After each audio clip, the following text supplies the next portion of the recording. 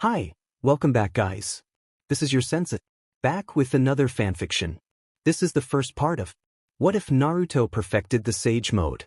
Now before starting, please give this video a like and subscribe to the channel if you want more videos like this. Now let's get into the fanfic. This story is a sequel to Return of the Flash by Kamikaze 132. The original work can be found on both Wattpad and fanfiction.net. I do not own Naruto or this story, all credit goes to Kamikaze 132. There is a 3-year time skip in place, meaning Naruto will return to Konoha after 3 years of training. Those hoping for details about his training will not find them here. Importantly, there will be no major changes to the Shippuden storyline. While I am still figuring out a few things, the story will largely remain the same, with the only significant change being Naruto himself. This version of Naruto is a different character from the manga, with unique reactions to the events that unfold. I am not creating an entirely original storyline, so please keep that in mind. Naruto will be powerful, very powerful. After the strength I gave him in my previous story, I won't be toning him down. This is an OP Naruto story, and I aim to do justice to the complicated relationship between Naruto and Sasuke, making it clearer this time. However, Naruto remains the main character, not Sasuke. Additionally, there will be some minor developments that are not crucial to the plot but will enhance the narrative. I also plan to redeem Sakura in this story. Regarding the fox summons, they will be as large as before but will not have multiple tails, so please take note of this. I will strive to update at least once every 2 weeks, as I have more studies and exams coming up. I hope readers enjoy this story and that it becomes even more successful than its predecessor. Naruto, age 16 and a half, and Temari, age Konoha was a small but popular town known for its delicious and varied tempura. Its population mainly consisted of low-level merchants, and tourists were rare due to the town's proximity to the borders of Iwa and Taki. The only visitors were typically from those two countries, but the cuisine was exceptional. In one of the more popular tempura bars, Jinsei no Michi, or The Road of Life, an ordinary-looking young man sat on a bar stool, slowly enjoying his chicken tempura, his eyes closed in appreciation.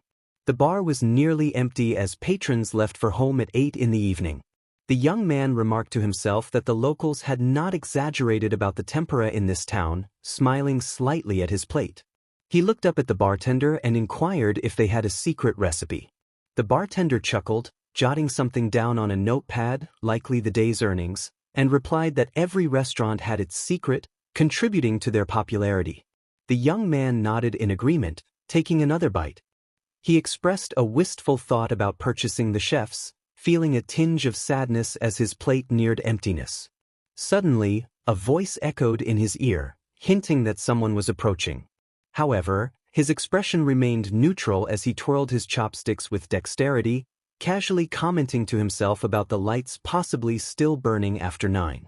The bartender paused momentarily but continued with a slight smile, concealing his confusion. He offered the young man their brand of tea, to which the young man agreed, sliding a coin toward him. The bartender pocketed the coin and headed to the chef's window. The young man requested that the tea be prepared quickly, as he had business to attend to. After a few minutes, the bartender returned with the tea, and the young man thanked him, leaving some change on the bar. He straightened his brown jacket and casually scanned the area, ensuring no one was watching before entering the staff-only door without hesitation. As he walked through the corridor, the bartender joined him, expressing surprise at the young man's earlier comment. The young man smiled, meeting the bartender's perplexed gaze, and introduced himself as Haruki, noting that this was the only time they would meet. The bartender inquired about Haruki's employer, who had not informed him of a replacement. Haruki explained that his employer was otherwise occupied. The bartender sighed, acknowledging that his employer had not changed. Haruki then turned to the door, prepared to enter, and locked it behind him. Inside, Haruki observed a small man, Sato Daiki, as if trying to unravel a mystery. Daiki was notably smaller compared to Haruki's 5 feet 10 inches.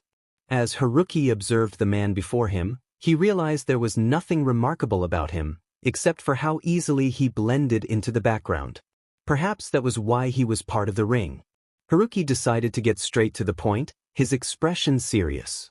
He stated that they should skip the pleasantries and move on to business. He began with the first word, and Daiki quickly followed suit, rattling off a series of words in a rapid exchange that felt almost like a game. As they continued, Haruki scrutinized Daiki for any signs of deceit, his gaze unwavering until Daiki began to fidget. Finally, Haruki sighed, apologizing for needing to confirm Daiki's honesty. Daiki, with a nervous smile, assured Haruki that he had been informed about a replacement for the night. Haruki took a seat across from him and asked if he had been followed. Daiki replied no, but Haruki remained skeptical, muttering under his breath before requesting all the information Daiki had. For the next 15 minutes, Haruki listened intently as Daiki spoke, his initial anxiety fading as he gained confidence.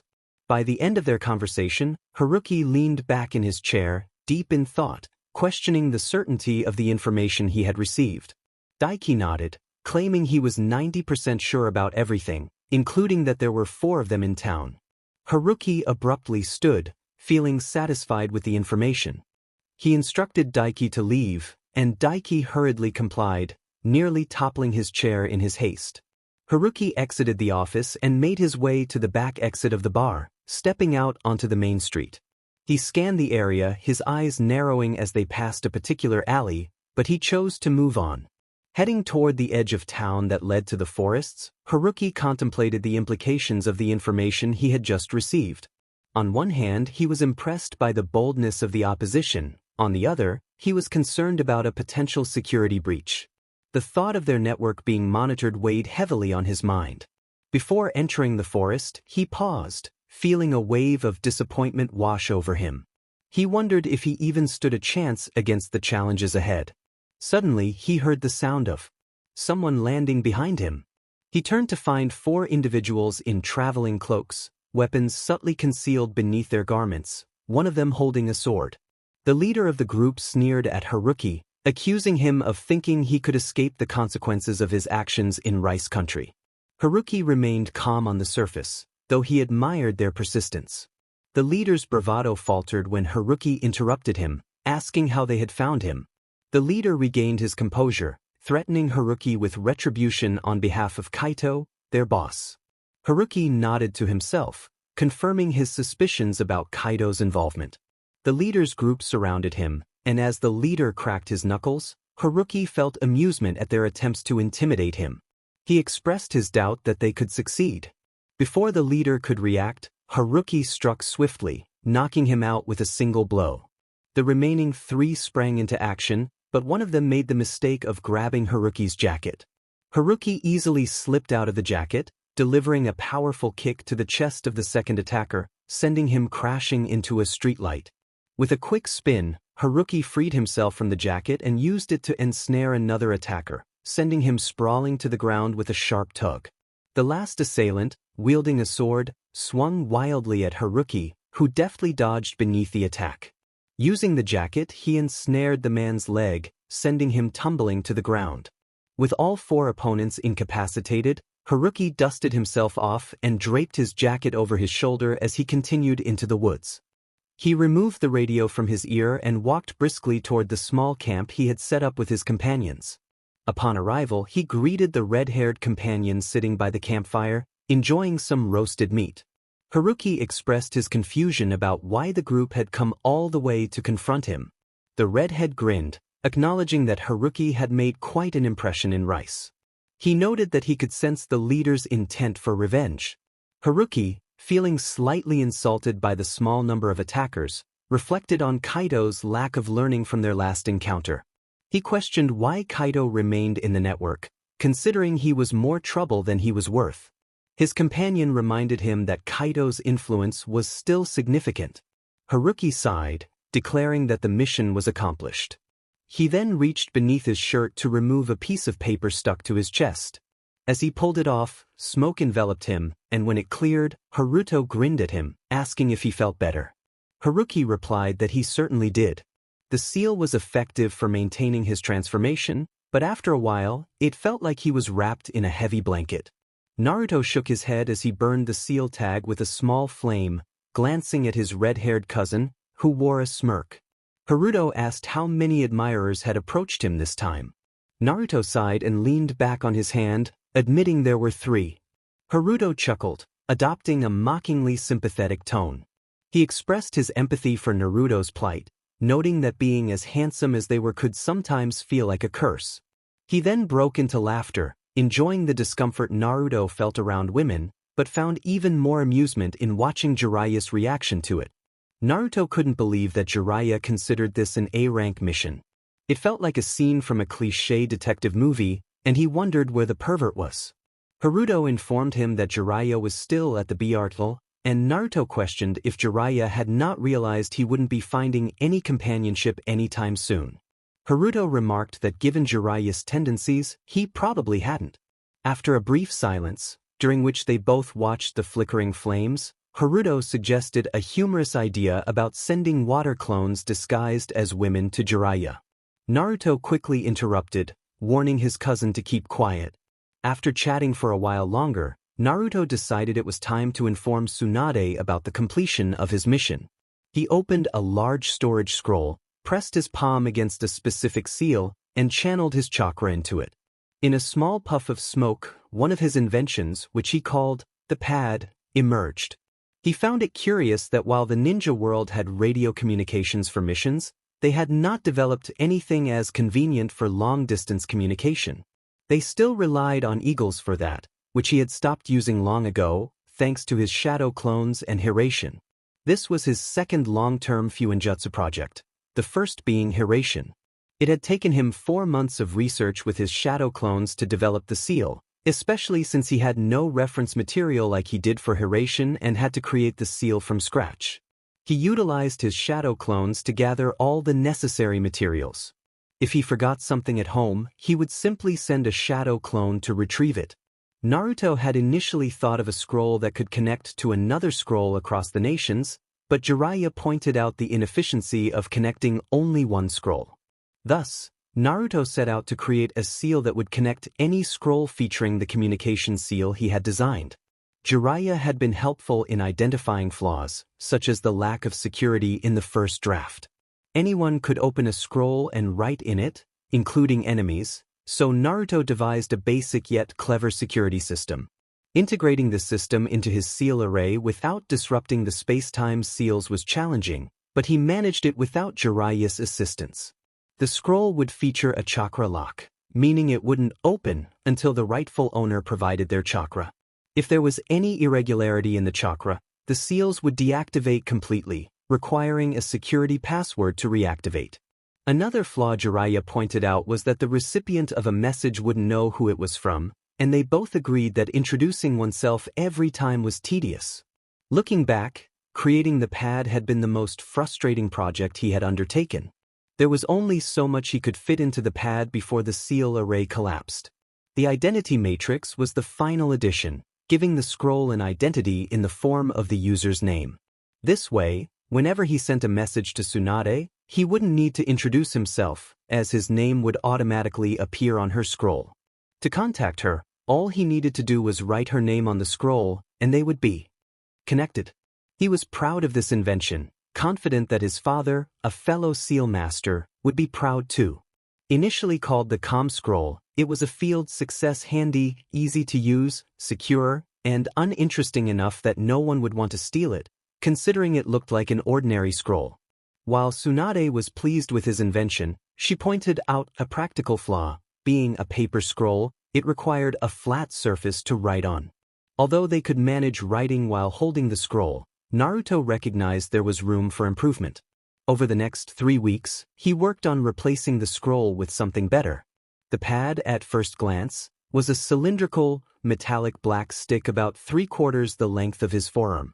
A smaller cylindrical stick was attached to its side, which, when pulled, dispensed paper like a napkin dispenser that hardened upon straightening. He could write on it with anything, and whatever he wrote was transmitted to the receiver in real time.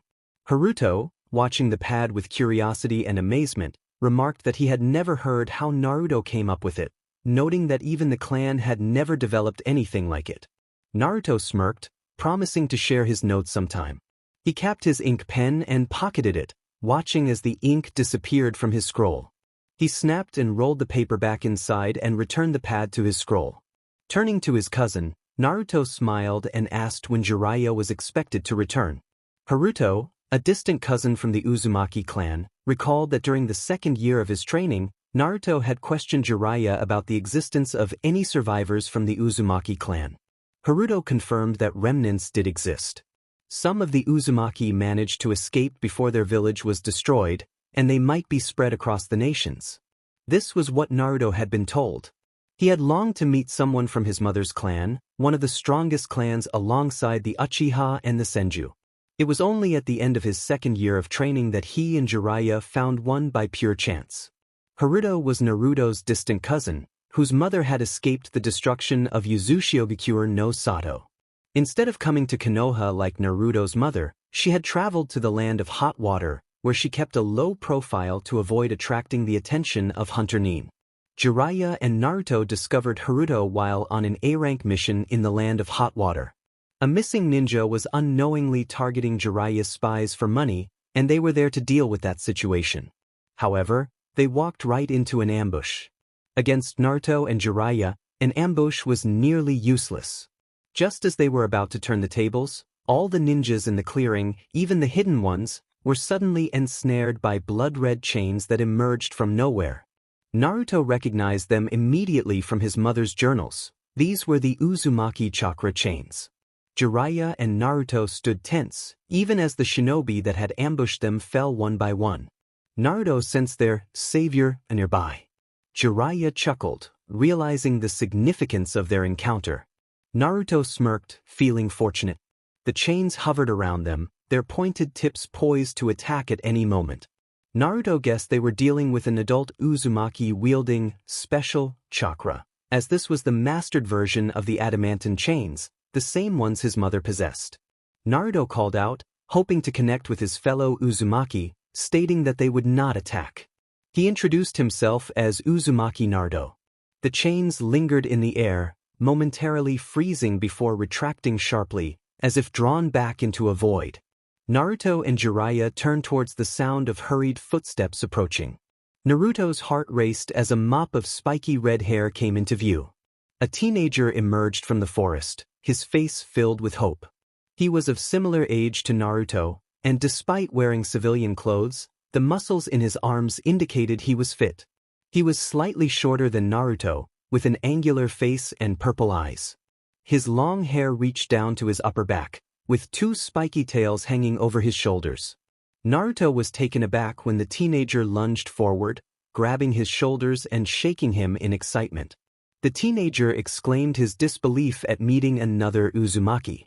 Naruto gently pried the hands away, but froze when the redhead buried his face in his chest, sobbing and clinging to him as if he had found something long lost. Naruto slowly wrapped his arms around the teenager, wearing a confused expression. Jiraiya understood and moved to give them some space. The teenager expressed his gratitude, overwhelmed by the reunion. Naruto felt a tug at his heart, sensing the pain in the boy's voice. To distract him, he asked for his name. The teenager wiped his tears and smiled genuinely, introducing himself as Uzumaki Haruto. Their first meeting was indeed interesting. Naruto was thrilled to discover a part of his family, no matter how distant. He learned that Haruto was usually calm but easily excited about things that interested him. Haruto had been living alone in the land of hot water ever since his parents were killed by hunters. He had survived because the Nin were unaware of his existence, and he was skilled at hiding, despite his powerful chakra reserves. In a fit of rage, he had dealt with the hunters himself. Since then, Haruto had avoided attention, working hard to earn a living. Jiraiya was impressed that, despite not becoming a ninja, Haruto had mastered the use of his chakra chains at such a young age without guidance. It didn't take much to convince Haruto to join them, as he had already been considering it. Naruto felt that Haruto would stick close to him for some time. As the trip progressed, Jiraiya trained both of them rigorously. Naruto felt pity for Haruto, who had never worked this hard before. As the months passed, Haruto improved significantly, and with that improvement came a boost in his self-esteem. Naruto made sure Jiraiya's more questionable tendencies didn't corrupt Haruto, though the latter still developed a knack for making jokes. The wind blew strongly, threatening to extinguish their campfire, but it held steady. Naruto caught a familiar scent approaching their camp. He remarked dryly that it seemed Jiraiya had finally had his fill of the night. Moments later, a large figure strode into their camp, asking how the mission had gone. Naruto tossed a rock at Jiraiya, who caught it effortlessly. Jiraiya defended his actions, claiming that gathering information from his spies was at least mid-A rank and that Naruto should be grateful he had let him go in his place. Naruto scoffed, questioning the wisdom of operating so close to Iwa's borders. Jiraiya inquired if they had managed to avoid the ninjas. Naruto frowned, sarcastically reminding Jiraiya that they had established his acting skills were sufficient to navigate those situations. Jiraiya remained unfazed by his response. "Acceptable isn't good enough for me, kid." Naruto narrowed his eyes but chose to remain silent. Jiraiya had always set high standards, and Naruto worked hard to meet them. Yet, no matter how much effort he put in, it never seemed sufficient for the Sannin. He had never received anything above acceptable. "Just wait, you perverted sage. Tomorrow I will make you eat those words." Naruto rose from the log, stretching his arms. He announced his intention to sleep, reminding Jiraiya to be in top form for the next day, expressing his desire to face him at his best. Jiraiya dismissed the comment with a snort, claiming Naruto was far too young to challenge him. Once he was certain Naruto had fallen asleep, Haruto leaned toward Jiraiya. He questioned why Jiraiya had to be so harsh on Naruto, pointing out that the boy had performed the mission exceptionally well. Jiraiya remained silent for a moment before explaining that it wasn't just about the mission. As Naruto's teacher, he needed to ensure the boy remained motivated to grow stronger, even if it meant downgrading his performance. "But Naruto has improved, hasn't he?" Haruto pressed. Jiraiya chuckled softly, acknowledging Naruto's growth. Every time he tested the boy, he was better than before. Naruto had potential, perhaps even more than his father, and Jiraiya suspected he had been sneaking in extra training behind his back. "How so?" Haruto inquired. Jiraiya leaned back, gazing at the stars with a nostalgic smile. He reflected on how Naruto had built upon his father's legacy in ways he had never imagined. He had not expected Naruto to progress so far in just 3 years. Jiraiya revealed that Naruto had altered the Naidame Hokage's shadow clone technique, linking all the clones together by mind. Haruto's eyebrows shot up in surprise. He realized that the technique had not been like that when it was taught to him. Jiraiya confirmed this, explaining that Naruto had simply wanted to test the limits of the technique. There was so much Naruto had accomplished during their journey that Jiraiya felt immense pride, having run out of words to express it. Haruto pondered Jiraiya's words, asking how good he believed Naruto was at that moment. Jiraiya frowned slightly at the question but then smirked, a hint of pride in his voice as he remarked that Naruto was good enough to have a bounty on his head. Curiosity piqued, Haruto asked about the bounty amount, but Jiraiya playfully urged him to save some questions for later, insisting he needed to sleep and prepare for the next day. Haruto bit his lip, wanting to ask more but deciding to limit himself to one final question about what tomorrow held. Jiraiya turned back to him, illuminated by the firelight, his eyes gleaming with intensity. He revealed that tomorrow would be a fight, the final battle between him and Naruto, marking the end of the boy's training. Jiraiya then glanced at his clenched fist, admitting uncertainty about whether he could win. Haruto was left speechless. As the sun's rays hit Naruto's eyes at 6:30 in the morning, they fluttered open. He lingered in bed, contemplating the significance of the day ahead. Today marked the conclusion of his training. He understood that the battle he would face would be one of the toughest he had ever encountered. Jiraiya had proven himself to be one of the most formidable shinobi, pushing Naruto to his limits, often testing his will to rise. It was only thanks to Kurama's encouragement and Jiraiya's taunts that he found the strength to get back up. Every time he stood, Jiraiya sent him back down with even greater force. Whenever Naruto felt a sense of improvement, Jiraiya was quick to diminish that feeling. He had learned much from his godfather, yet he had never received a genuine compliment. The man was vastly different from the goofball Naruto was accustomed to. Naruto felt torn, On one hand, he was frustrated by the lack of acknowledgement for his efforts, but on the other, he appreciated Jiraiya's commitment to his promise of transforming Naruto into one of the most dangerous men alive. He had poured everything into his training, pushing himself beyond his limits, even after Jiraiya had performed the body enhancement ritual on him a year ago using his father's seals. Despite Jiraiya's silence, Naruto could see his own progress. Every sparring session took Jiraiya longer to put him down. With each new technique Jiraiya taught him, Naruto mastered it quickly, often requiring only 1 or 2 hand seals. His body grew stronger with each recovery, thanks to Kurama and the seal enhancements. His muscles had hardened to the point that a civilian would injure themselves trying to strike him, while Naruto would feel nothing. He reflected on the grueling training he had endured for 3 years, wondering if his father had faced similar challenges. Sitting up, he took a deep breath, feeling the cold air against his bare torso but paying it no mind. He rose and began his morning rituals. Today was the final day of his training, and he intended to make it count. Tomorrow, he would return home. He longed to see his wife. After an hour, the trio packed their camping supplies and enjoyed breakfast. Naruto devoured 8 boiled eggs, while Haruto savored a fruit mix he had prepared. Jiraiya, like Naruto, consumed 6 boiled eggs. Once they finished, Jiraiya informed them of their destination. He asked if Naruto remembered the grounds he had marked 4 months prior. Naruto nodded, understanding where to go. He touched his index finger to the ground, expanding his senses to locate the kunai he had left behind. Within moments, he found it and signaled for them to hold on. In a flash of color, they vanished. Upon arriving at the designated grounds, they shook off the slight disorientation. Naruto surveyed the area, noting that nothing had changed. They stood on a rocky hill, one of the highest in the region. Jiraiya had chosen this secluded spot for its ample space to train. The view was stunning as the hill overlooked a small village, the surrounding greenery providing plenty of fresh air. Naruto thought this was a perfect spot for a picnic and training. Jiraiya set down his bags and turned to his blonde student with a smirk. He informed Naruto that today was his final evaluation, where he would be tested to his limits, both physically and mentally, and that he wouldn't be holding back.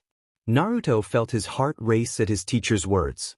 Excitement surged through him at the thought of facing a strong opponent, and he could hardly contain his grin. He asked if he could remove his gravity seals for the test. Jiraiya confirmed that he didn't want Naruto weighed down by anything, stating that he would be crushed otherwise. Although Naruto felt a bit irritated by Jiraiya's nonchalance and confidence, he managed to keep his emotions in check. After 3 years of training, he had developed strong control over his feelings. He knew that Kurama expected nothing less than his best. Naruto nodded, asking how they would proceed. Jiraiya explained that he needed 2 hours to prepare for the test and instructed Naruto to use that time to prepare as well, but away from the hill. Curious, Naruto inquired about what he should wear for the test. Jiraiya rummaged through his pack and pulled out a scroll, tossing it to Naruto. He mentioned that he had ordered a vest in Naruto's size from the village and told him to wear it over whatever he wanted, adding a playful warning not to peek. With that, Jiraiya shooed him away. Naruto sighed but complied, walking down the hill with Haruto, who was bouncing a rock in his hands, deep in thought. Haruto wondered what Jiraiya would come up with for the test. Naruto agreed, sharing his own doubts about winning against Jiraiya. Haruto frowned, interpreting Naruto's words as a lack of confidence, but Naruto reassured him that he was determined to succeed. He acknowledged Jiraiya's geographical advantage but was confident that he could turn the situation to his favor. Haruto decided not to mention that Jiraiya had doubts about winning against Naruto, who was clearly fired up for the challenge. Suddenly, Jiraiya called for Haruto, waving him back to the hilltop. Haruto gave Naruto a thumbs up, wishing him luck, and Naruto smiled in return. As Haruto returned to Jiraiya, Naruto turned away, focusing on his own preparations. For the next 2 hours, both Jiraiya and Naruto were busy. Jiraiya was setting up his field while Naruto stocked his hip pouches with supplies. They both understood the seriousness of the upcoming test. With 5 minutes left until the 2-hour mark, Naruto completed his preparations. He glanced up at the hilltop, knowing Jiraiya was likely setting various traps. He suspected that Jiraiya had booby-trapped the entire area and had removed his Hiraition mark from everything. While no one else could remove the mark, there were ways to disable the use of space-time jutsu. Jiraiya had been diligently studying to overcome his weaknesses in Fuinjutsu. Realizing that Jiraiya had been looking at his notes, Naruto muttered in frustration, noting that he could no longer sense the mark on Jiraiya or Haruto. If he couldn't sense it on Haruto, that meant Haruto was part of the test. But how? Not dwelling on it for long, he changed into his Jonin uniform for the first time in 2.5 years. He wore a dark blue long-sleeved shirt that reached halfway up his throat, paired with ANBU pants of the same color that covered his calves, leaving the rest of his legs bare. He added 2 orange bands on his forearms, one at the wrist and the other just below the elbow on both arms. Taking a roll of black bandages, he wrapped them around the exposed parts of his legs and put on his black shinobi sandals, similar to the ANBU. He donned the green Jonin vest and secured it in place, then strapped on his fully stocked hip pouches. Finally, he tied his headband, smiling as he did so. It felt good to wear his hitayate again after months, reminding him that he belonged somewhere. He ran a hand over his newly cut hair, sighing. He had liked his previous hairstyle, feeling a connection to his father, but had cut it at Jiraiya's insistence to avoid drawing attention. Jiraiya had advised him that if he wanted to make a name for himself, he needed to step out of his father's shadow. Reluctantly, Naruto had accepted this point, knowing it would be frustrating to be recognized solely as his father's son. Now, he sported a more conventional haircut, with no bangs and hair that reached his eyebrows. It was still spiky and untamable, but most of it was out of his eyes, with a few strands falling to the right of his forehead. He clenched his fists, rolled them, cracked his wrists, and stretched to warm up. Knowing Jiraiya would be coming soon, he released the gravity seal that had kept him under 10 times Earth's gravity. A joyful grin spread across his face as he jumped, feeling as light as a feather. Just as he finished warming up, Jiraiya appeared before him in a burst of smoke. While nothing seemed different about him, Naruto knew this was merely a shadow clone sent to inform him of the test. Jiraiya had likely prepared for a serious challenge, and Naruto was ready. Jiraiya's expression was serious, revealing nothing, and Naruto understood better than to look for any signs of what was to come. Jiraiya's decades of experience as a spy had trained him to maintain control even in the most challenging situations. The waterfall training was intense, even for him, but it had proven worthwhile. He asked Naruto if he was ready. Taking a deep breath, Naruto calmed his excited heart and responded with determination. Jiraiya explained that Naruto had 3 objectives to achieve in order to pass the test. He would only reveal the secondary and tertiary objectives. The primary one was for Naruto to discover on his own. Jiraiya assured him that he would know it when he saw it. Naruto nodded in understanding as Jiraiya continued, a hint of a smirk on his face. He had hidden a scroll of information that Naruto needed to find to complete the second objective. Naruto understood this would be a tough challenge, knowing Jiraiya would have used sealing techniques to enhance his traps. Breaking those seals was something Naruto always looked forward to, especially since Jiraiya specialized in sealing various objects and security. The third objective was to defeat Jiraiya. However, defeating him did not mean landing a critical strike. Jiraiya held up 5 fingers and explained that Naruto needed to land not 1, but 5 critical strikes on him. Naruto gave Jiraiya a flat look, prompting a nervous chuckle. From his mentor, Jiraiya clarified that he didn't mean Naruto should actually land those strikes, as that would be dangerous. Naruto sought clarification, asking if he was to give the impression that he could have landed a fatal blow. Jiraiya snapped his fingers in agreement. Naruto then folded his arms, questioning why it had to be 5 strikes when he could simply imitate a strike that would be lethal. Jiraiya cautioned him not to be too confident, explaining that the test was to assess Naruto's improvisation against an opponent who was as persistent as a cockroach and as clever as he was. Once Naruto landed a strike, he would need to release Jiraiya from whatever trap he was in, and the fight would continue after a 10-second rest. Jiraiya also mentioned that Naruto could not use the Rasengan or any of its variations. Though the test was unusual, Naruto was eager to take it on, excited to try out some of the new moves he had been developing in secret. Jiraiya had shared all the necessary information, and when Naruto responded with a fist to Jiraiya's stomach, the mentor felt the phantom pain and scowled, calling Naruto a disrespectful brat. However, he smiled in anticipation as he stood with his arms folded, watching for Naruto's approach. Naruto spread out his senses and smirked upon detecting 15 signatures around the hilltop. Jiraiya had positioned his shadow clones to intercept him from any direction he might choose. Relying on shadow clones was not Jiraiya's usual style, but it demonstrated how highly he regarded Naruto's skills. Holding up a half-ram hand sign, 30 shadow clones appeared silently, connected by their minds. Naruto took the eastern path with some of his clones, leaving one to take the lead. He began his ascent without hesitation, relying on his instincts to alert him to danger. His eyes darted everywhere, searching for any signs of traps. He showed no surprise when 6 of his clones were taken out before reaching the halfway point, confirming his suspicions that the hill was rigged with traps. Suddenly, he felt a warning tingle at the back of his neck, prompting him to stop. Bending down, he carefully sensed for chakra and sighed in relief when he realized he had avoided stepping on a pressure-sensitive explosive tag.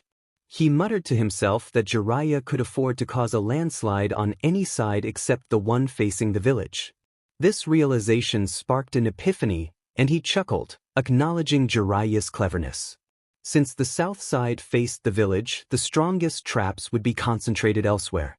Jiraiya had set a real trap within a false one, and Naruto had fallen for it. He sent a message to his clone at the front, inquiring about any traps encountered. The clone responded negatively, reporting that it was beyond the halfway point, hiding from Jiraiya behind a rock.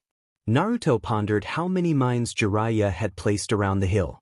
Satisfied, he instructed the clone to summon him. In an instant, he found himself beside the clone at the front and dismissed the others. He nodded to the clone, signaling it to stay put. Jiraiya wasn't a sensor like him, so stealth worked in his favor. Emerging from behind the rock, he hurled a kunai wrapped with an explosive tag beneath the Jiraiya clone ahead of him. The explosion shattered the rock in a 2-meter radius and blew away the clone. Seizing the opportunity, Naruto sprinted to the top and leaped into the air. Upon landing, he surveyed the scene, spotting 15 Jiraiya clones, not counting the one he had just destroyed. His eyebrows raised slightly as he noticed something behind the Jiraiya in front of him. He realized that Naruto was the primary objective. Jiraiya had taken him hostage, making him the top priority. Standing tall, Naruto brushed off the dust from his legs and remarked on Jiraiya's mimicry of Kakashi's style, playfully calling him a double copier. Jiraiya smirked but remained silent, likely communicating with his remaining clones through their mental link, as they lined up before him, ready for the next phase of the challenge. The remaining 2 took guard beside Naruto, and Naruto carefully noticed their eyes darting to the ground as they walked to regroup. It indicated that there were traps nearby, likely mines. Naruto contemplated whether he should activate the traps deliberately to blow his clones away, but he knew he had to prioritize the hostage situation. The hostage took precedence. He needed to go around the back, take out the 2 guarding Naruto, and attempt to strike at the one who was speaking. He received confirmation from his clone. Jiraiya remained silent at first, but when he finally spoke, it was not the answer Naruto had hoped for. He acknowledged Naruto's arrival with surprise. Naruto pressed for his demands, and this time he received a clear response. He needed to rescue his cousin. Naruto spread his arms, questioning if there were no threats or consequences for taking a step toward Jiraiya. Jiraiya simply smiled, claiming he was merely the resistance. Naruto smirked, skeptical of his words. If there was indeed a hostage, the opponent would always try to gain an advantage. Jiraiya might have been telling the truth, but Naruto had to assume the worst. He was also buying time for his clone to get into position. Once in position, Naruto gave the signal to proceed. He had to give credit to his clones. While they weren't as strong as him, they were almost as fast. He had significantly improved his strength, which allowed him to throw his kunai with incredible speed. The opponents could only dodge, and only the best could catch them. The kunai pierced through the heads of the clones, dispelling them.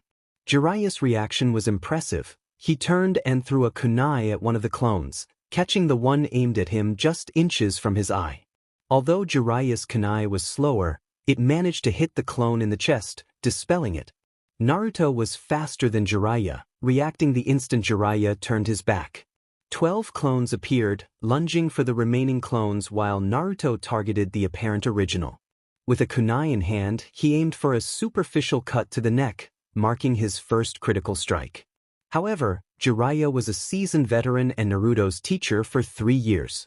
He understood Naruto's fighting style as well as Naruto understood his, anticipating his moves and seizing the opportunity to evade. Jiraiya spun low on his heel to throw his kunai.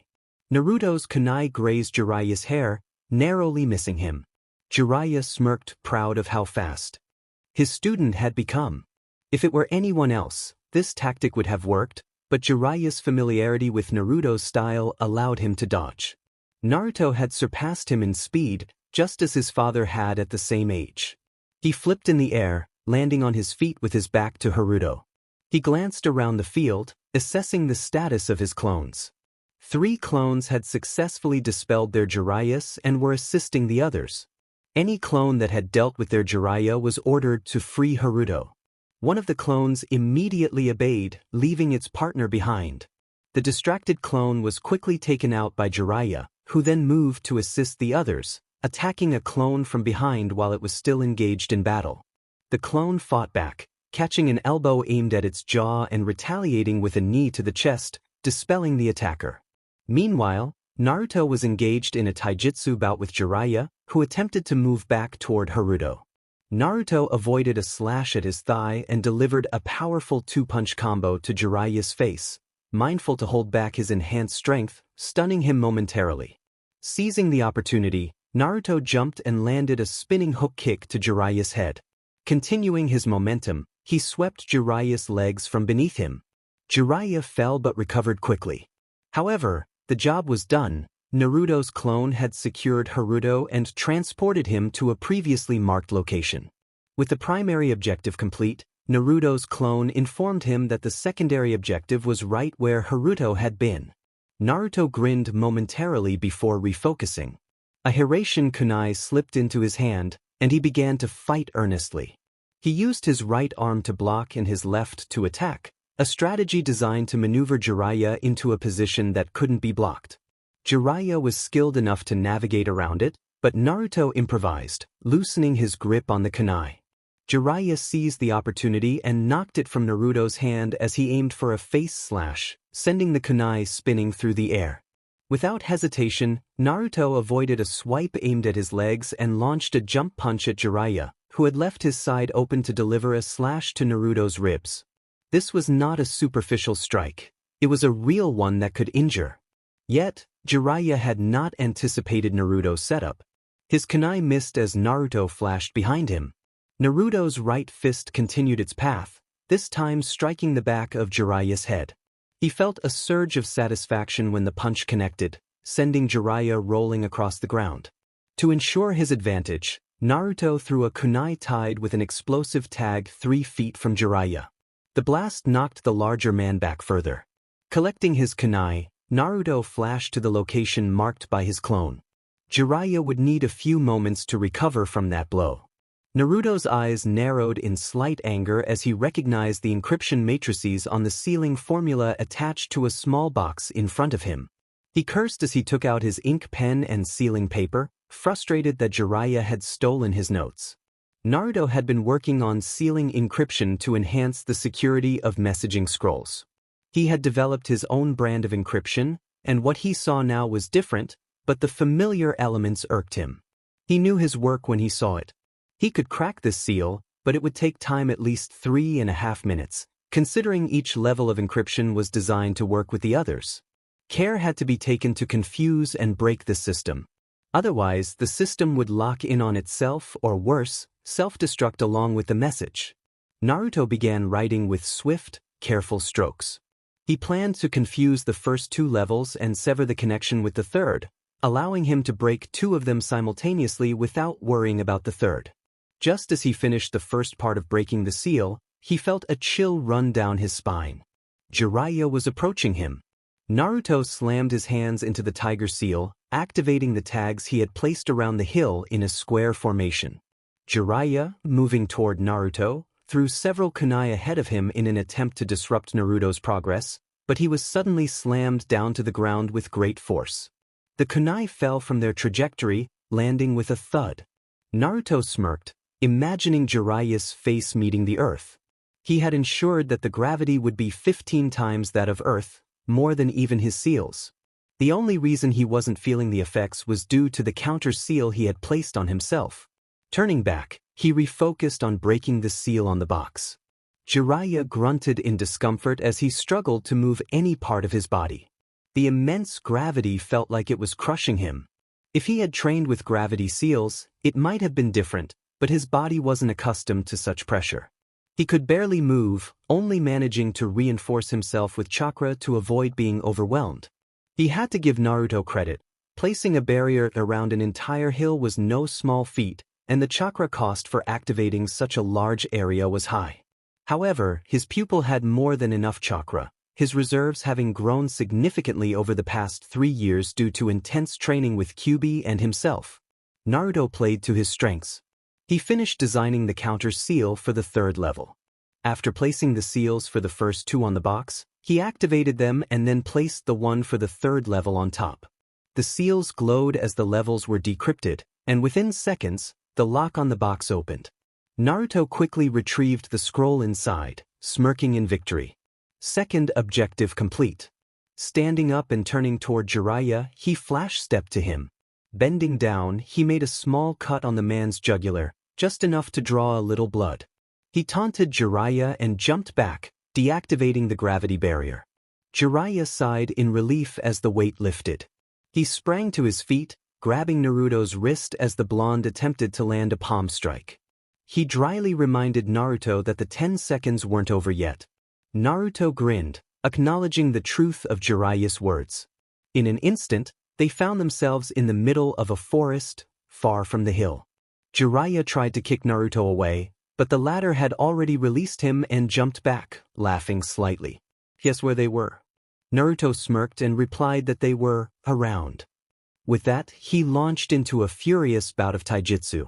Over the past 3 years, Naruto had refined his skills, adding new moves to his repertoire. His punches, hooks, jabs, kicks, and nerve strikes were more precise than ever, carrying significant power. Jiraiya's larger frame gave him better reach, but Naruto had speed and reflexes on his side. Ducking under a punch aimed at his head, Naruto raised his right hand to block a chop from Jiraiya's hand. He stepped to the left, diverting Jiraiya's right side kick away from his stomach. Then he slammed his left elbow into Jiraiya's exposed ribs, causing him to grunt in pain. Naruto kicked away Jiraiya's right leg, which had come around in a spinning kick. Jiraiya spun on his leg, aiming for a knee to Naruto's gut, but Naruto blocked it. A left fist flew toward his head, which Naruto caught with a grunt, and he managed to catch the right one aimed at his stomach as well. Without hesitation, he switched to offense, pulling Jiraiya close and kneeing him in the gut. All the air left Jiraiya in one huff, but Naruto was relentless. Releasing his grip, he unleashed a flurry of quick punches to Jiraiya's torso, finishing with a punch to his face. Naruto could have easily marked his master for a quick teleportation, but the idea of relying on a single technique felt unappealing. His father may have used it frequently, but Naruto wanted to avoid becoming dependent on it. His strikes carried power, gradually wearing down Jiraiya's defense. He ended with a side kick followed by a back kick to the chest, sending Jiraiya crashing into a tree, which cracked upon impact, and he coughed up a small amount of blood. Shaking his head to clear it, Jiraiya managed to catch a kunai aimed at his chest with his eyes closed. He realized only when he opened his eyes that the kunai was tri-pronged. Naruto flashed behind Jiraiya, delivering a punch to the side of his head, then flashed again to a kunai buried a few feet away. He kicked Jiraiya in the chest after appearing before him, snatching the kunai from the ground. Jumping up, he flipped in the air to add speed to his slash. The slash was intended to be lethal, but Naruto ensured that it only left a superficial cut on Jiraiya's neck. That was the second strike. Jiraiya got up and took a deep breath, exhaling with his eyes closed. Turning around, he smirked despite the pain he was in. Naruto's taijutsu was fierce and relentless. He warned Naruto not to expect the next 3 strikes to be as easy. Naruto scoffed, confident that if Jiraiya didn't step up, he would lose. Choosing silence, Jiraiya jumped back, forming seals. He unleashed a fire jutsu, summoning a large dragon of fire that roared toward Naruto. However, Naruto stood his ground, bringing his hands together in the bird seal, rapidly molding chakra in his stomach. He unleashed a torrent of water, forming a spinning protective wall before him, continuing to spit water until Jiraiya's flames ceased. Jiraiya wouldn't risk using any chakra-intensive jutsu against Naruto, knowing that Naruto could unleash S-rank techniques for hours without tiring. He threw a cluster of shuriken, but Naruto easily dodged them. In an instant, Jiraiya closed the distance, anticipating Naruto's movements. Caught off guard, Naruto took a punch to the jaw, sending him flying. However, Naruto quickly recovered and dashed to the kunai Jiraiya had dropped before the second strike. A punch like that would have incapacitated most, but Naruto was tougher than the average shinobi. He formed 2 hand seals, channeling chakra once more. With a powerful technique, he unleashed a torrent of water from his mouth, sharp needles aimed directly at Jiraiya. Jiraiya leaped to evade most of them, but one needle struck his shoulder, causing him to wince and retreat behind a tree to catch his breath. He pulled the needle out, a small spot of blood marking where it had pierced. Jiraiya tossed the needle aside, frowning as he assessed the situation. Naruto was indeed pushing him hard. He glanced at his wrists, where Naruto had previously grabbed him, puzzled by the absence of any markings. He decided to ask Naruto later about why he hadn't marked him when he had the chance. Realizing he needed to regroup and devise a strategy, Jiraiya prepared for the next exchange. He barely ducked under a punch from Naruto, pulling back just in time. When Naruto aimed a knee strike, Jiraiya blocked it, but had to jump to avoid a second one. Looking up, he saw 5 more shadow clones of Naruto rushing toward him. While Jiraiya dealt with the clones, Naruto prepared one of his large-scale jutsu, inspired by the Nidaime. He held his palms outward and then clapped them together. A spiraling vortex of water erupted, towering 15 feet high. The top exploded into a wave, which Naruto directed toward Jiraiya, who was still occupied with the clones. Jiraiya executed complex acrobatics to eliminate the clones, but just as he dispatched the 4th, he heard the wave approaching. He quickly substituted himself with a broken stick a few meters away just before the wave crashed down, taking out the clones but revealing his position to Naruto. Jiraiya leaped further away, watching the wave dissipate behind him. He listened intently for any sound, and upon hearing nothing, he reached for a scroll in his jacket, ready to unseal its contents. Suddenly, he jerked back to avoid a kunai, jumping further away just as an explosion occurred nearby. He called out, hoping Naruto was still holding back.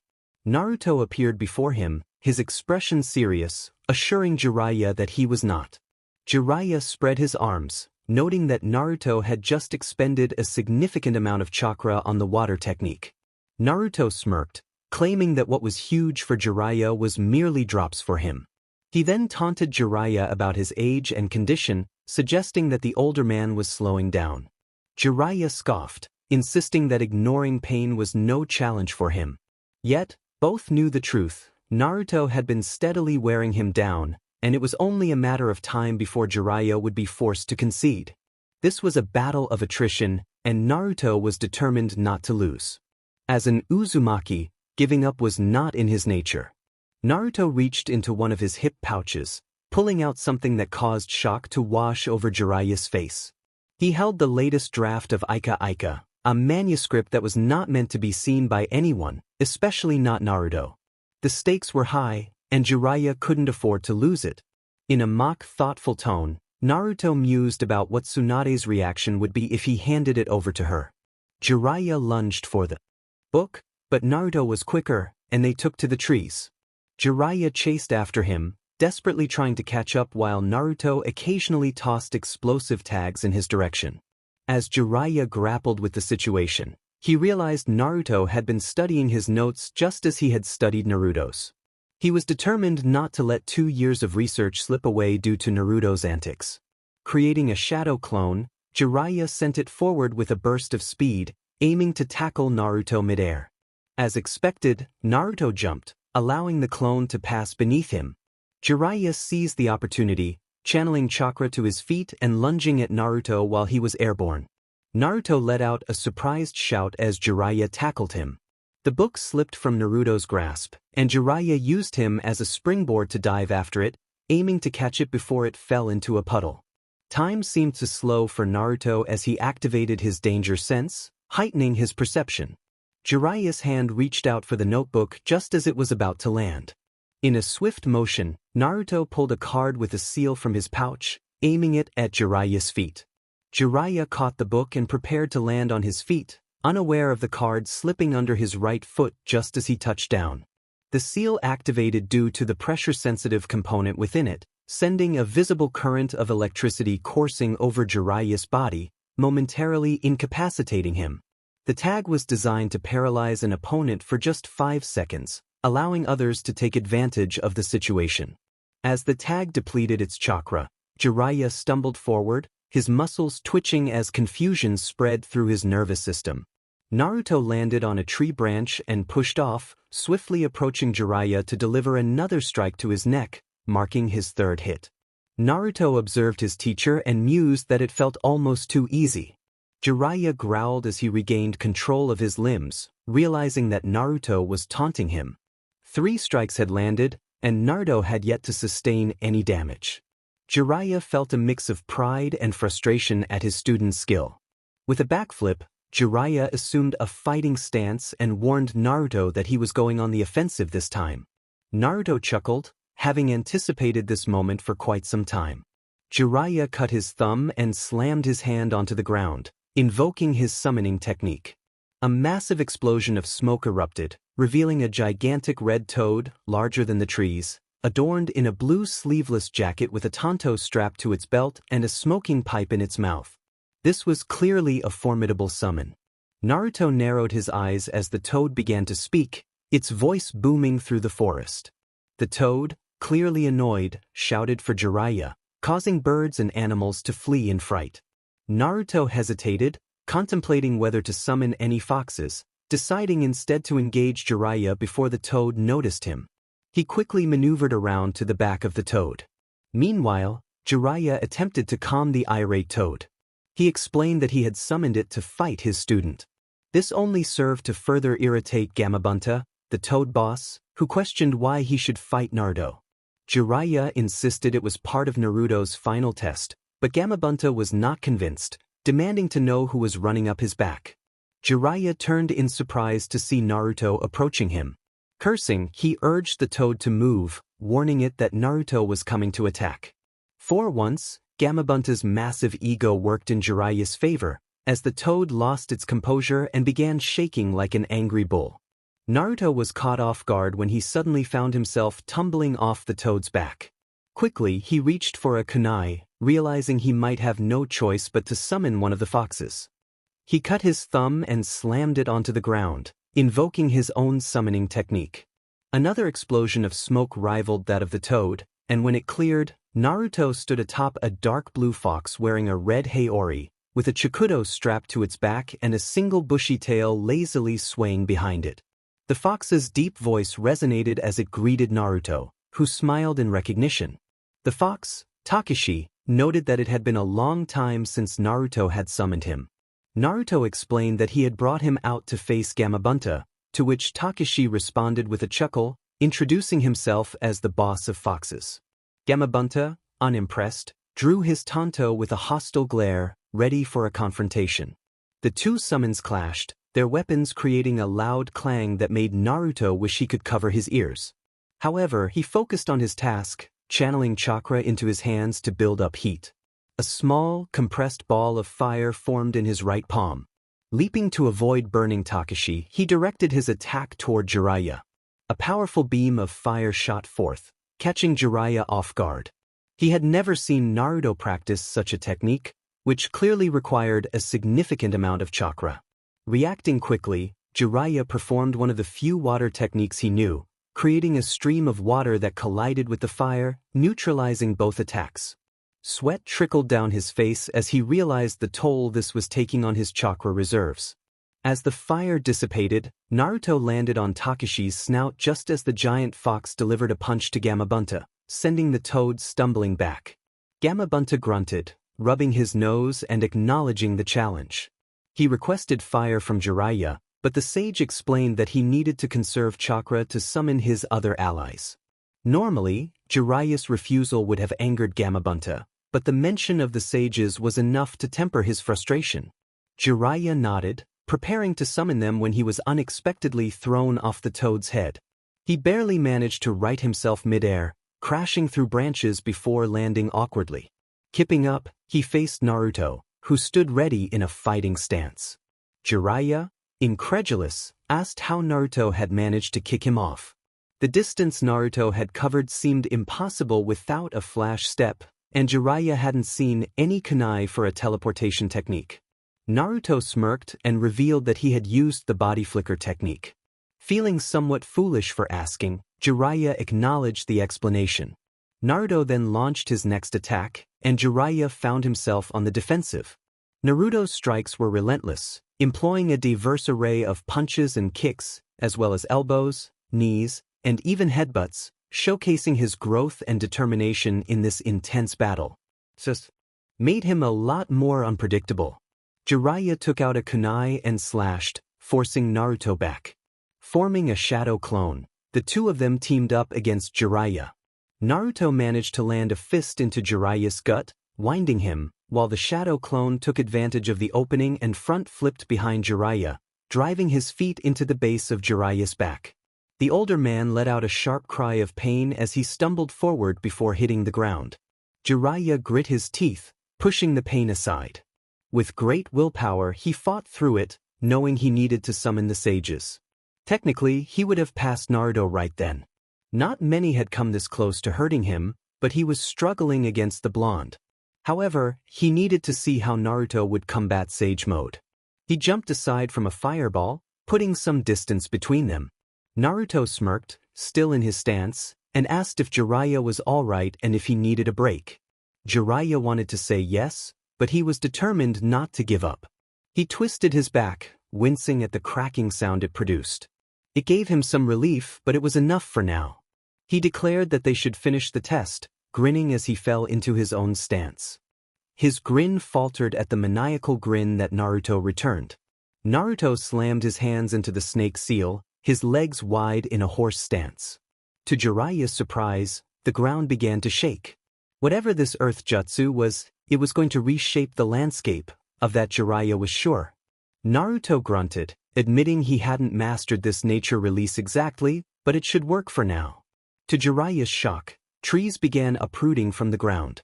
Only one thing came to his mind: it was impossible, he couldn't have. Naruto's grin widened as he threw his hands forward, invoking the technique. Jiraiya used body flicker to move back just before an entire forest slammed down where he had been. He didn't stop running as he tried to figure out how Naruto managed to use one of the Shodai's most devastating techniques. One thing stuck out to him: Naruto never announced his jutsu names. But Naruto couldn't use genjutsu, so that meant only one thing. Jiraiya released a massive burst of chakra to disrupt the genjutsu. His act overloaded the seal that had been stuck on his pants when the clone kicked him, knocking him out of the genjutsu just in time to see a flying kick collide with his face, sending him crashing through a tree. Naruto lightly panted, surprised that Jiraiya had figured out so quickly that he was in a genjutsu. He was about to deliver his fourth strike when Jiraiya broke the seal, forcing him to kick him away. The seal tag was something he had created with Kurama's help, as he couldn't use any genjutsu except for one. The tag contained his In chakra, which he had carefully separated. This was the first field test, and now he knew the flaws. He wanted to cover his weak areas, but using genjutsu had never been his style, so he was unsure how to proceed. Surprisingly, Jiraiya was weak against them as well, so he couldn't help. Jiraiya panted heavily, not expecting a genjutsu of that strength from Naruto. Just how many things had he kept hidden from Jiraiya? Still, it was impressive. Checking his neck, he found only 3 partially healed scratches, which meant Naruto hadn't managed to land a fourth strike. But now he was low on chakra, which meant he couldn't summon the sages. His body was covered in scratches, and he was in complete pain after taking so much punishment. There wasn't much a shinobi could do when they were low on chakra and completely wounded. Except, Jiraiya reached into his hip pouch and felt around for the chakra pill. He could count on one hand how many times he had taken it in his life and still have fingers left. Without wasting time, he put it in his mouth and swallowed it. He got up as the pill replenished his chakra and even partially healed his wounds. With his stamina restored, Jiraiya could now go on the offensive. Naruto eyed the recovered form of Jiraiya with narrowed eyes. To be honest, he didn't feel worried. He had countered every attack from Jiraiya quite effectively, and there wasn't much the older man could do now. Even fully recovered, Naruto had pushed him back. So just what was Jiraiya planning to do? He began to speak, acknowledging that Jiraiya was still formidable even when low on chakra, but he must have something in mind if he resorted to taking that pill. Jiraiya smirked but remained silent. Naruto cracked his neck, declaring that he was about to earn the fourth strike and that Jiraiya better brace himself. Jiraiya had different plans, however, and was about to attack when Naruto formed a ram sign. Thinking that the blonde had traps set up in the area, he stood back in his position. But his eyes widened in shock when he saw that Naruto had just performed a transformation technique, and they threatened to pop out of their sockets at the sight before him. Out of the smoke came various forms of the women of his fantasies, each clad in minimal clothing. Blood rushed to his face, threatening to burst. A small part of his brain told him that this was just another one of Naruto's techniques, and he should snap out of it. But then one of the figures approached him, wrapping her arms around his neck and her leg around his waist. She leaned in close, whispering something that made it impossible for him to think straight. That was as far as the clone got before Jiraiya simply couldn't take any more. Overwhelmed, he fell backward, knocked out. Naruto released the jutsu after his godfather passed out, hoping Tsunade wouldn't catch wind of this, but he knew Jiraiya's affection for her was his main weakness. He knew he would be asked to do it again in the future, which he definitely wouldn't, but for now he had his fourth strike. His solid transformation was impressive. He walked up and made a small cut on Jiraiya's throat once more, waiting for the man to wake up. He decided to rest while his master regained consciousness. Looking up, he noticed that Takeshi had defeated Gamabunta, though not without receiving a noticeable bruise on his eye. The giant toad dispersed, shortly followed by Takeshi, who gave Naruto a nod before returning as well. After 2 minutes, Jiraiya stirred, groaning as he got up. He expressed his dismay, wishing it had all been a dream. A voice behind him confirmed it wasn't, and he quickly turned to see Naruto happily eating an apple. Naruto swallowed his bite and assured him that it really happened. Jiraiya growled, expressing that today was the first time he felt torn between being proud of Naruto or wanting to reprimand him. Naruto finished his apple and clapped his hands clean, suggesting they could talk after the test since he only had one more strike to land on him. Jiraiya smirked, sensing Naruto's confidence. He decided to ask for a moment to prepare for Sage Mode. Naruto frowned while spinning a kunai, considering that if Jiraiya were anyone else, he would have taken him out without hesitation. However, since it was a test, he shrugged and allowed him the time. Jiraiya muttered that he would give Naruto a fight this time before cutting his thumb and summoning the sage toads. The unusual-looking frogs surprised Naruto, especially one with a hippie hairstyle and a cloak, while the other resembled a grandmother in a similar cloak. Naruto recoiled slightly at the sight of the female toad with purple lipstick, feeling a shudder as they focused their attention on him. Thank goodness he already had a contract with them. The toads gave him the creeps, and this felt like something out of a strange dream. The green toad exclaimed, calling Jiraiya Chan, which made Naruto stifle a laugh, though his expression soured when the toad turned the suffix onto him, likely recognizing the resemblance to his father. Jiraiya nodded, falling into a horse stance and clapping his hands. He confirmed to Fukasaku that he was going to enter Sage Mode. The Lady Toad immediately protested, questioning Jiraiya's decision to use such power against a boy who was not even a fully trained shinobi. Jiraiya insisted that he needed to do this for the test.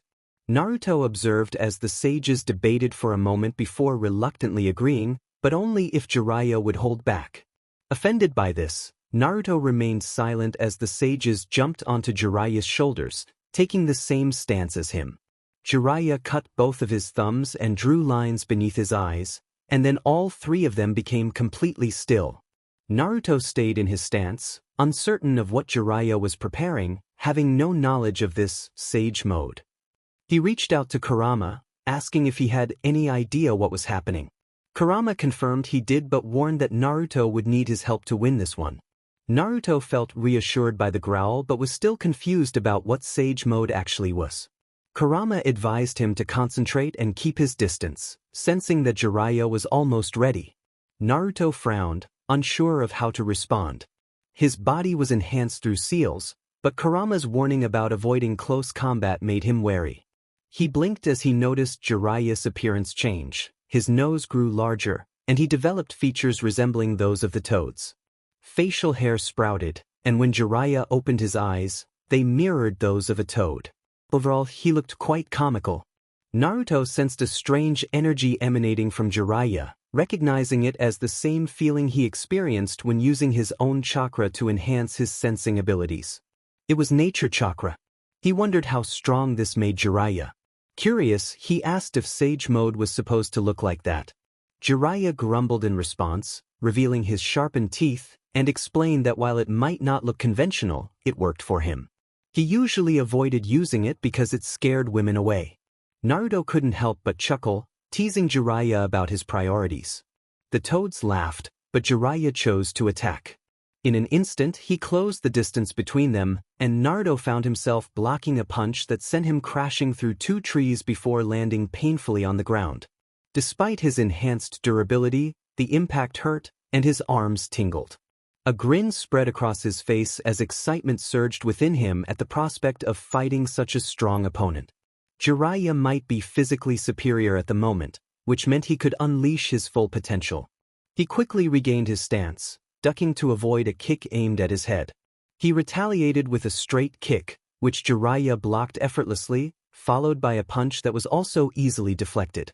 Naruto's grin widened. He wasn't holding back, yet Jiraiya was blocking all his attacks as if they were mere taps.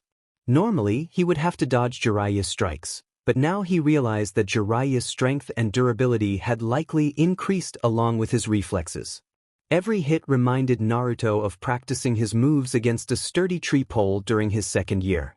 Spinning around, he delivered his strongest punch to Jiraiya's face, only to be surprised when Jiraiya merely stumbled back a step.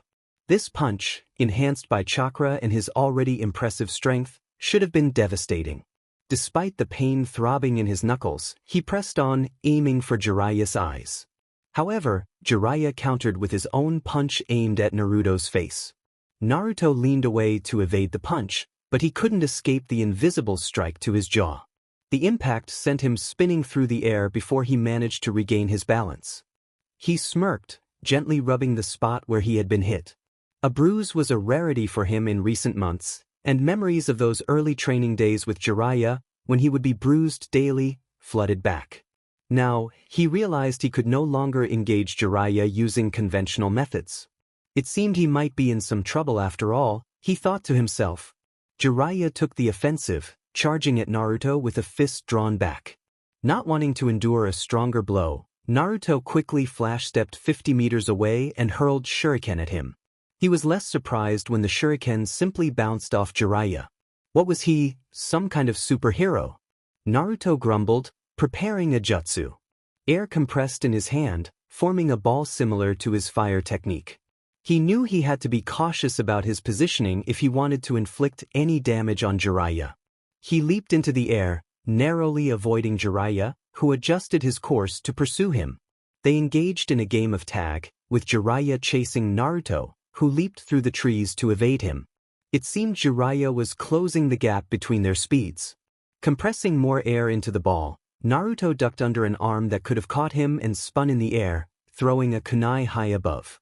He jumped back to evade Jiraiya again, but the man caught him and threw him to the ground, pursuing him relentlessly. Naruto flashed to the kunai in the air, his jutsu finally ready. He moved his arm toward Jiraiya, releasing a powerful beam of air that, if aimed at the trees, would have devastated the entire forest. Wind style, coming of a storm. Since Jiraiya was beneath Naruto and midair, he was unable to dodge the blast and took it head-on. He grunted alongside the Toad sages, who braced themselves for the impact. They only had a moment to admire the size and intensity of the attack before it struck. Jiraiya hit the ground hard, creating a crater with a 10-meter radius. The wind tore at his clothes, shredding his red jacket, but he emerged unscathed. The sages were a bit ruffled but suffered no more damage than Jiraiya. As Naruto's jutsu dissipated, he landed on the ground, bewildered that it hadn't harmed him at all. His senses went into overdrive, and he ducked low to avoid a punch. However, the next strike caught him squarely in the gut, expelling all the air from his lungs and causing him to cough. It felt as if someone had slammed a pole into his stomach at the speed of a diving falcon. The force lifted Naruto off his feet, and Jiraiya followed up with a punch that connected directly with his face. The sun rose slowly over the hills, casting its warm glow across the earth. Wildlife began to stir, preparing for the day's hunt. It was a rare day filled with a positive energy that seemed to uplift anyone who felt it. This was true for the shinobi sleeping in a tent by the riverside. Jiraiya snored loudly, oblivious to the disturbance he caused. Naruto had stuffed his ears with cotton, as Jiraiya's snores were so loud they could rival a chainsaw. Haruto, sharing the tent, had done the same, initially annoyed by the noise but too fearful of being left behind to complain.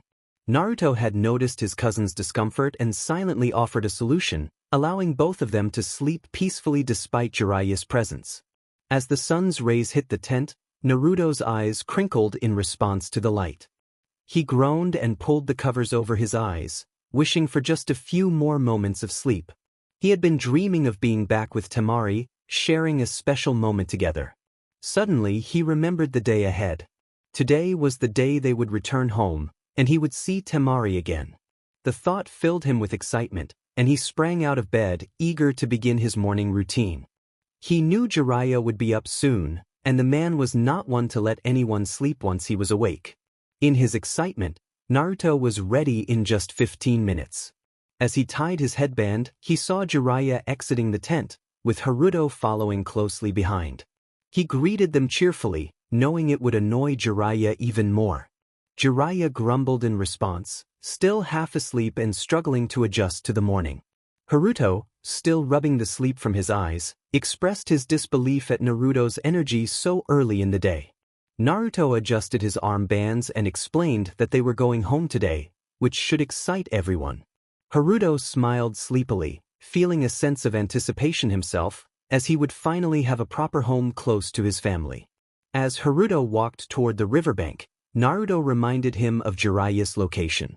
Haruto silently turned and walked the other way, muttering to himself about avoiding Jiraiya.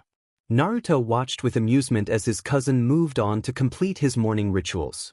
He turned to pack their camping supplies, eager to return home. Meanwhile, Tsunade sighed as she filled out yet another document. The responsibilities of being Hokage were overwhelming, and she often wondered if her predecessors had faced similar challenges. A knock on her door interrupted her thoughts, and she called for the visitor to enter. Sakura stepped inside, and Tsunade felt a sense of pride as she observed how much her apprentice had grown over the past 3 years. Ever since Naruto had left the village to train with Jiraiya, the remaining rookies had dedicated themselves to their training, determined to catch up to him. Sakura, in particular, had surprised Tsunade with her determination to improve. Sakura placed a report on Tsunade's desk, explaining that some minor adjustments would be needed but nothing major. Tsunade reviewed the file, knowing she had set high expectations for Sakura as the best medic nin in the world. Sakura had consistently met those expectations, proving her capabilities. Tsunade nodded in approval and reminded Sakura not to repeat her mistakes. Sakura stood a little taller, affirming her understanding. After a moment's thought, Tsunade suggested that Sakura take the rest of the day off, acknowledging her hard work. Sakura left the Hokage Tower with a smile, feeling accomplished. As Sakura walked through the bustling market, she picked up vegetables for her mother, grateful for the unexpected day off.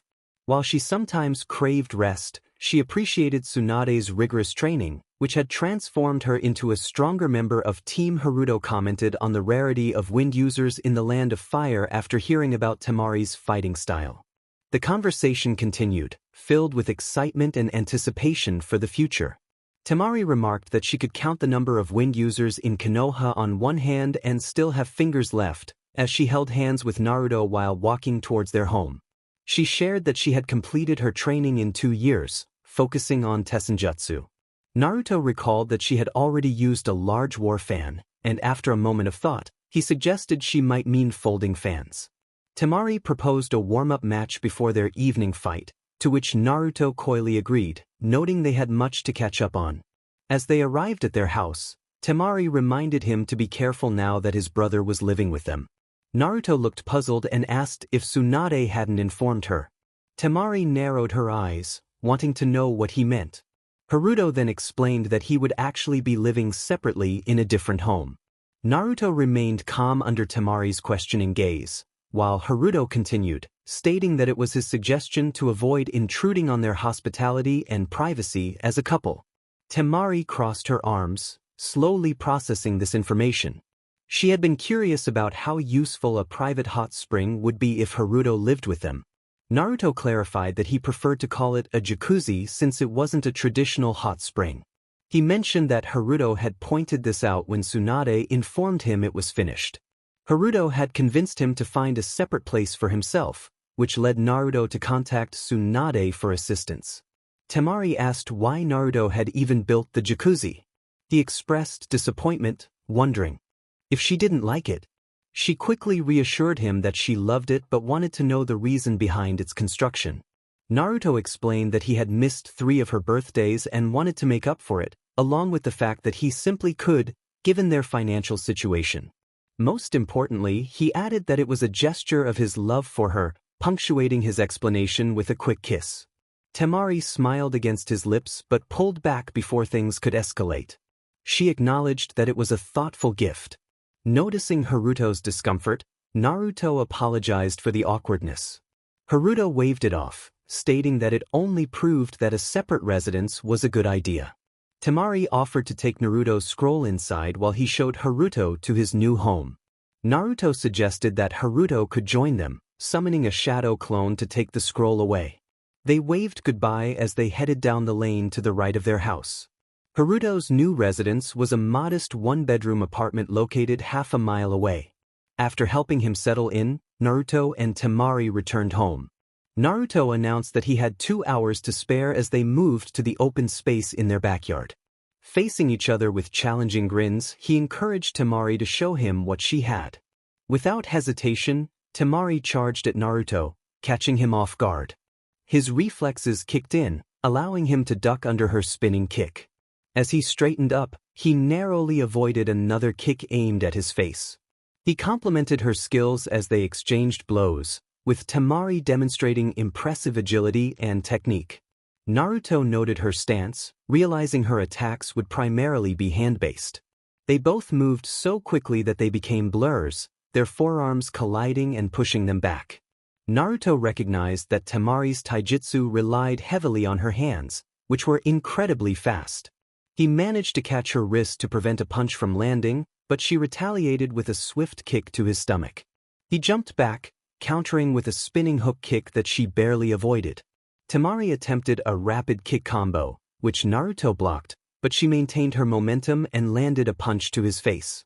Seizing the opportunity, he deflected her punch and delivered a controlled elbow strike to her gut, causing her to stumble back. He followed up with a side kick that sent her to the ground. As he approached her, Naruto praised her performance, noting that there had hardly been an opening in her form.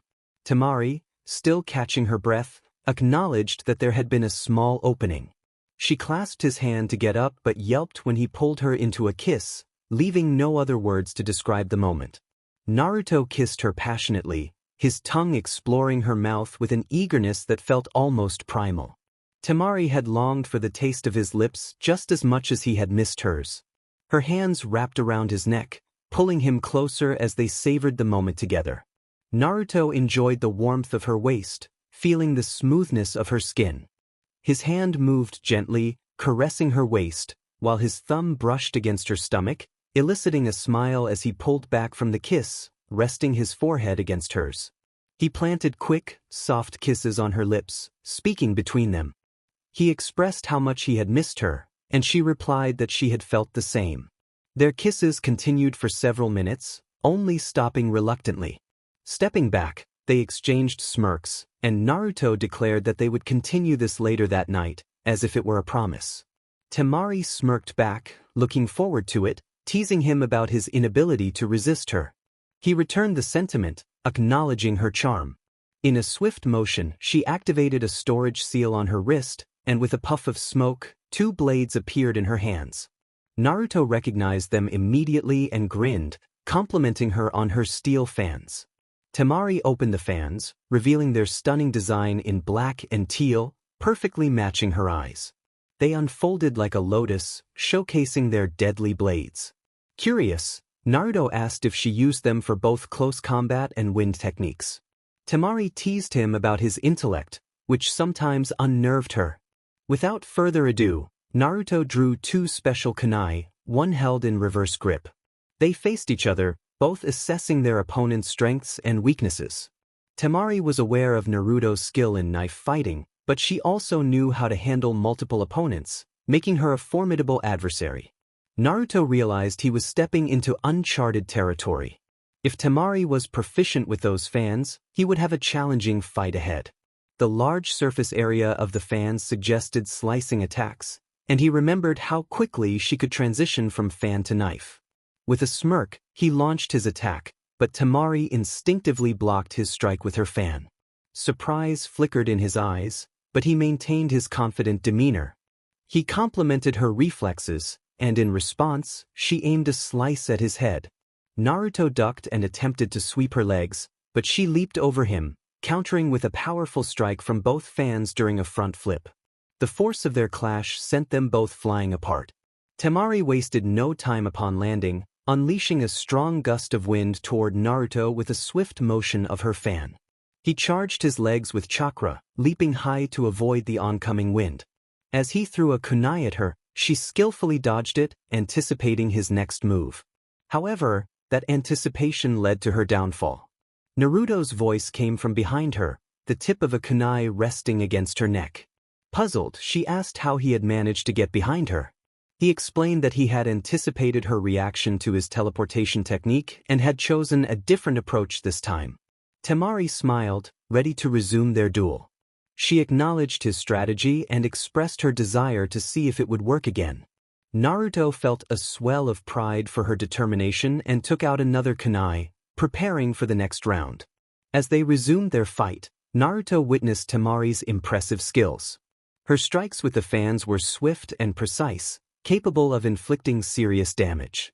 She moved with grace, seamlessly transitioning between offensive and defensive maneuvers. Naruto focused on dodging and deflecting her attacks, recognizing her growth in skill. He thought to himself that she had clearly reached a high level of proficiency, easily on par with seasoned shinobi. As he flipped sideways to evade one of her kicks, he threw a kunai, knowing he needed to create an opening. Temari instinctively folded her fan to deflect the kunai, but before she could react further, Naruto appeared behind her, delivering a swift kick that sent her off balance. She quickly regained her footing, but Naruto was already on the move. He executed a backflip, landing on her shoulders before flipping again, causing her to crash to the ground. She realized she had lost when she felt a kunai at her throat. Naruto praised her impressive performance, and she grumbled in response as he helped her up. She questioned how she had failed to see his move coming. He reassured her that her skills had improved significantly and there had been few openings for him to exploit. Temari, still feeling frustrated, walked toward their house, folding her fans and putting them away. Naruto chuckled internally, knowing she was a sore loser.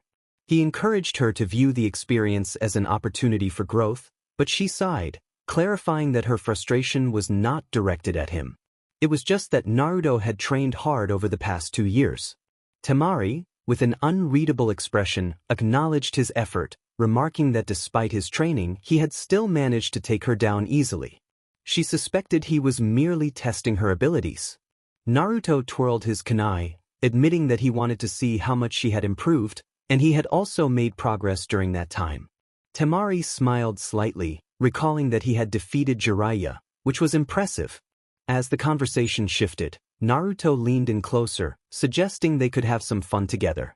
Temari was taken aback by his sudden boldness, realizing just how fast he had become. Before she could respond, Naruto began placing gentle kisses on her cheek, his hands exploring her midsection. She leaned into him, feeling a rush of warmth, and mentioned that she thought they were supposed to wait until later. Naruto found it difficult to hold back his desires, especially after 3 years of restraint. Temari's presence was overwhelming, and he was tempted to whisk her away to a more private setting. However, he managed to maintain control, reminding himself of his training. He promised her that they would enjoy their time together later, but for now, he suggested they share a moment of affection. As they arrived at their destination, Naruto was surprised by Temari's fierce reaction to a man who had tried to flirt with her.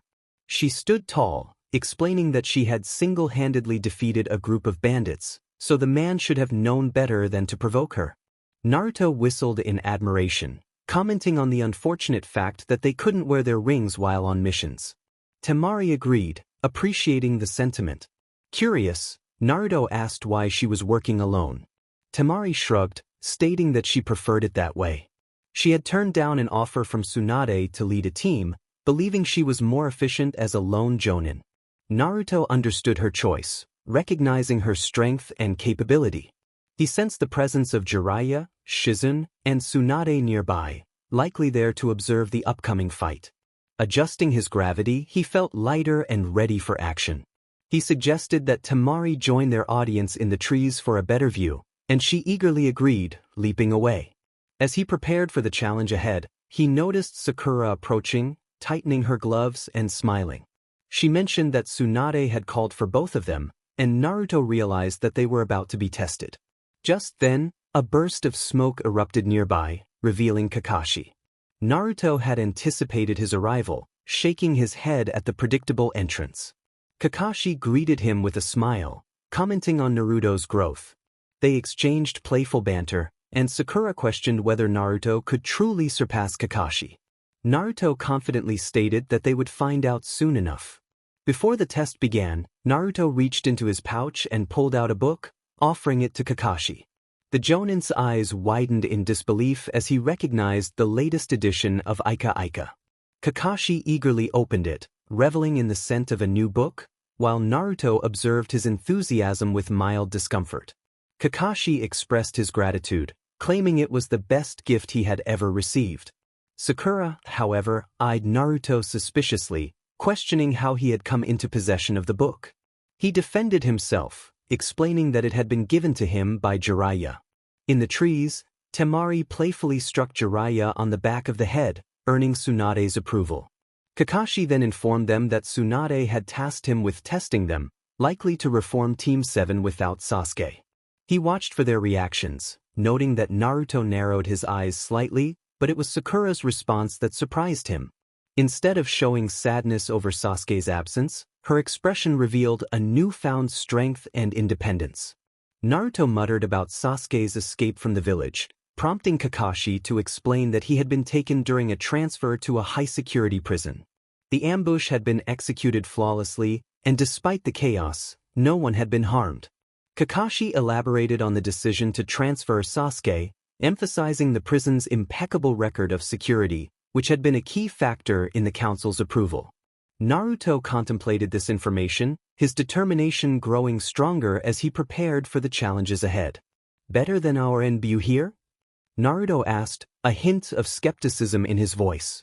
Kakashi reminded him that the prison in their village was more of a holding facility than a true prison. He pointed out that the ANBU were vulnerable to attacks and break-ins, a fact Naruto had demonstrated in his younger days. Naruto scoffed lightly but didn't argue the point. "Please tell me you at least know who took him away," Naruto pressed. Kakashi sighed, uncertainty evident in his expression.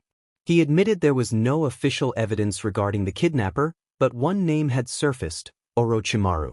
Kakashi shrugged, acknowledging that many suspected him, but they lacked proof. Anyway, back to the test, Kakashi continued. Initially, it was going to be you two against me, but Tsunade-sama has changed the plans. Sakura looked puzzled. Why would she change it? Kakashi set aside his book, signaling his seriousness. I don't know the exact reason, and I won't speculate. The test is quite simple, he said, revealing not 2, but 3 bells. 3 bells, Kakashi-sensei? Sakura exclaimed. Patience, Sakura. Yes, it will be. 3 bells this time, 2 for you both and 1 for me, he explained, handing the bells to Naruto and Sakura. The test is essentially a battle royale, with every ninja for themselves. The last one standing with all 3 bells wins. Sakura appeared uncertain about the test, but Naruto wore a confident smirk, clearly excited. That's actually rather unconventional of her, but I'm not complaining. He approached Kakashi and offered his wrist, suggesting he would remove his mark to make the contest fair. Kakashi snorted sarcastically but complied. Naruto removed the mark, revealing unblemished skin, then stepped back, creating some distance of about 40 meters. He tucked the bell into one of his vest pockets and faced them, waving a hand. Whenever you're ready, Kakashi. Sakura also distanced herself from her teammates, securing the bell to her hip. She tightened her gloves and gave Kakashi a determined smile. On your go, sensei. Kakashi chuckled, adjusting his hitayate. Even I'm a bit excited about this. But I have a feeling I shouldn't hold back too much this time, he said, revealing his Sharingan. Naruto thought to himself that Kakashi's I wouldn't save him this time. The atmosphere in the field shifted as Kakashi and Sakura tensed, their gazes drawn to Naruto, who was intensely focused on them. Though his posture remained relaxed, something about him radiated danger. A bead of sweat trickled down Sakura's cheek as she clenched her fists, feeling an unsettling aura from Naruto. She wondered why he seemed so formidable all of a sudden. Whenever he looked at her, it felt as if he could easily overpower her. How much had he improved? Kakashi, despite his tension, analyzed the situation practically. He recognized that intimidating others with one's aura was a challenging skill, and he wasn't surprised that Naruto had learned it from Jiraiya. It was a psychological tactic that could be devastating if one had a fearsome reputation. Kakashi recalled Tsunade's report that Naruto had defeated Jiraiya at his peak. He realized then that Naruto was far beyond his league. If someone could best the strongest of the Sannin, that person was among the most dangerous in the world. Naruto casually remarked that the fight was no longer just about individual survival. His sudden shift in presence had put everyone on edge, including the audience. Although it was a test, it felt more like a struggle for survival. Kakashi and Sakura instinctively understood that to win, they would have to eliminate the strongest contender. They both sensed that defeating Naruto alone would be impossible. Their instincts led them to angle their bodies slightly more toward Naruto than each other. They flinched when Naruto suddenly erupted in smoke, scanning the area for him. As the smoke cleared, they were confronted by 2 identical Narutos. Sakura mentally cursed, realizing that distinguishing the real Naruto was now impossible. She hesitated to make the first move, knowing he had only grown faster over the past 3 years. She couldn't match his reflexes then, and she certainly couldn't now. In her focus on Naruto, she lost sight of Kakashi. Kakashi kept a close watch on both of his students. With Naruto having created clones in the smoke, he couldn't determine which one was real. He knew that any attack on Naruto would likely result in a counterattack. Uncertain of Naruto's current abilities, he was unwilling to take that risk. Out of the corner of his eye, he noticed Sakura shifting her attention more toward Naruto, her expression conflicted. Even if they were considering teaming up against Naruto, this was still a battle royale. With that thought in mind, Kakashi adjusted his target. Trained by the fastest man of all time, Namikaze Minato, he was no slouch in terms of speed. Among the ANBU, he was one of the fastest, with only Shursui and Itachi as competition. Even now, few could match his speed. With that in mind, he moved. Naruto observed his opponents carefully. Sakura was focused solely on him, while Kakashi was keeping an eye on both of them. He understood that neither would be foolish enough to attack him directly, but only Kakashi was astute enough to consider Sakura's position as well. If he couldn't attack Naruto, he would shift his focus to the next target. It wasn't Sakura's fault for concentrating entirely on him. If he faced a Hokage, he would do the same. He had his own agenda, to gauge Kakashi's true strength. He was his father's best student, so he would undoubtedly be quite skilled. Witnessing Sakura's growth was merely an added bonus. As soon as they entered the standoff, his danger sense kicked in, heightening his perception and allowing him to see everything in relative slow motion. He moved in sync with Kakashi, choosing his target carefully. Kakashi aimed for Sakura, hoping to catch her off guard and disable her. His Sharingan let him see her reaction, but unfortunately for her, she was still slower than him. His eyes widened when Naruto suddenly appeared in front of him, wrapping his arm around Sakura's waist. It was his flash step, and he was still faster than Kakashi. Kakashi's strike met only air as Naruto vanished again. Internally, he marveled at Naruto's speed. The way he had rushed to Sakura was nearly at his top speed, and Naruto had effortlessly outpaced him. Landing gracefully, he turned to where Naruto stood. It was possible that this was the real Naruto, considering he wouldn't send a shadow clone against someone capable of easily dispelling it. But that was mere speculation. He noted with surprise that Naruto had saved Sakura, indicating that he was about to spare Kakashi the trouble of taking her out. Naruto smiled, removing his hands from his pockets, and stated that he had his own reasons for saving her. For now, he wanted to see just how good Kakashi really was, with no holding back. Kakashi replied that holding back against Naruto was not an option and readied himself for the confrontation. Sakura blinked as she regained her senses. One moment, she was standing before Naruto and Kakashi, and the next, she found herself being whisked away. Instantly, she fell into a fighting stance, facing the blonde in front of her. She realized that Kakashi had indeed attacked her. Naruto commented on her awareness, noting that he thought they were moving quickly. Sakura kept her gaze fixed on him, smiling wryly as she acknowledged that while she might be slower than him, she wasn't completely oblivious. She simply hadn't reacted in time. Naruto circled her like a predator, assessing its prey, asking if she was the clone or the real deal. With a challenging smile, Sakura accepted the challenge and prepared to find out for herself. She yelled and punched the ground, her fists sinking deep into the earth, causing a massive shockwave that sent rocks flying and uprooted trees. Impressed, Naruto complimented her on mastering Tsunade's secret to super strength, applauding her effort. Sakura beamed, feeling worthy of his praise, and declared that she had much more to show. Naruto grinned and urged her to demonstrate. In a flash step, he appeared behind her and kicked her away. Sakura rolled midair, landing on a tree trunk and pushing herself back toward him with a punch ready. Naruto deftly dodged, allowing her to roll and come back at him. They engaged in taijutsu, with Naruto skillfully evading her strikes. His expression shifted from amusement to disappointment as he realized she was relying solely on her strength. He pointed out that her power was ineffective without speed to back it up. Frustration surged within Sakura as she increased her efforts, feeling mocked by his nonchalance. Naruto warned her not to let her temper cloud her judgment. To emphasize his point, he deflected one of her punches and landed an elbow to her midsection, causing her to double over, breathless. Following up, he jumped and struck her chin with his knee, sending her stumbling back to the ground. As Sakura groaned in pain, Naruto stood over her, frowning and questioning if that was all she had. He noted that while Tsunade had taught her how to deliver powerful blows, she seemed unprepared to take them. Gritting her teeth, Sakura fought through the pain, realizing that his strikes were far more potent than she had anticipated. She pushed herself to her feet, still clutching her stomach, determined not to give up. Nearby, Tsunade watched with concern as she observed how easily Naruto had taken Sakura down. If Naruto were an enemy, he could have ended the fight right then and there. Instead, he allowed Sakura to rise, eager to see what else she could offer. Tsunade acknowledged Jiraiya's comment that comparing Sakura to Naruto was unfair, as he was in a different league altogether.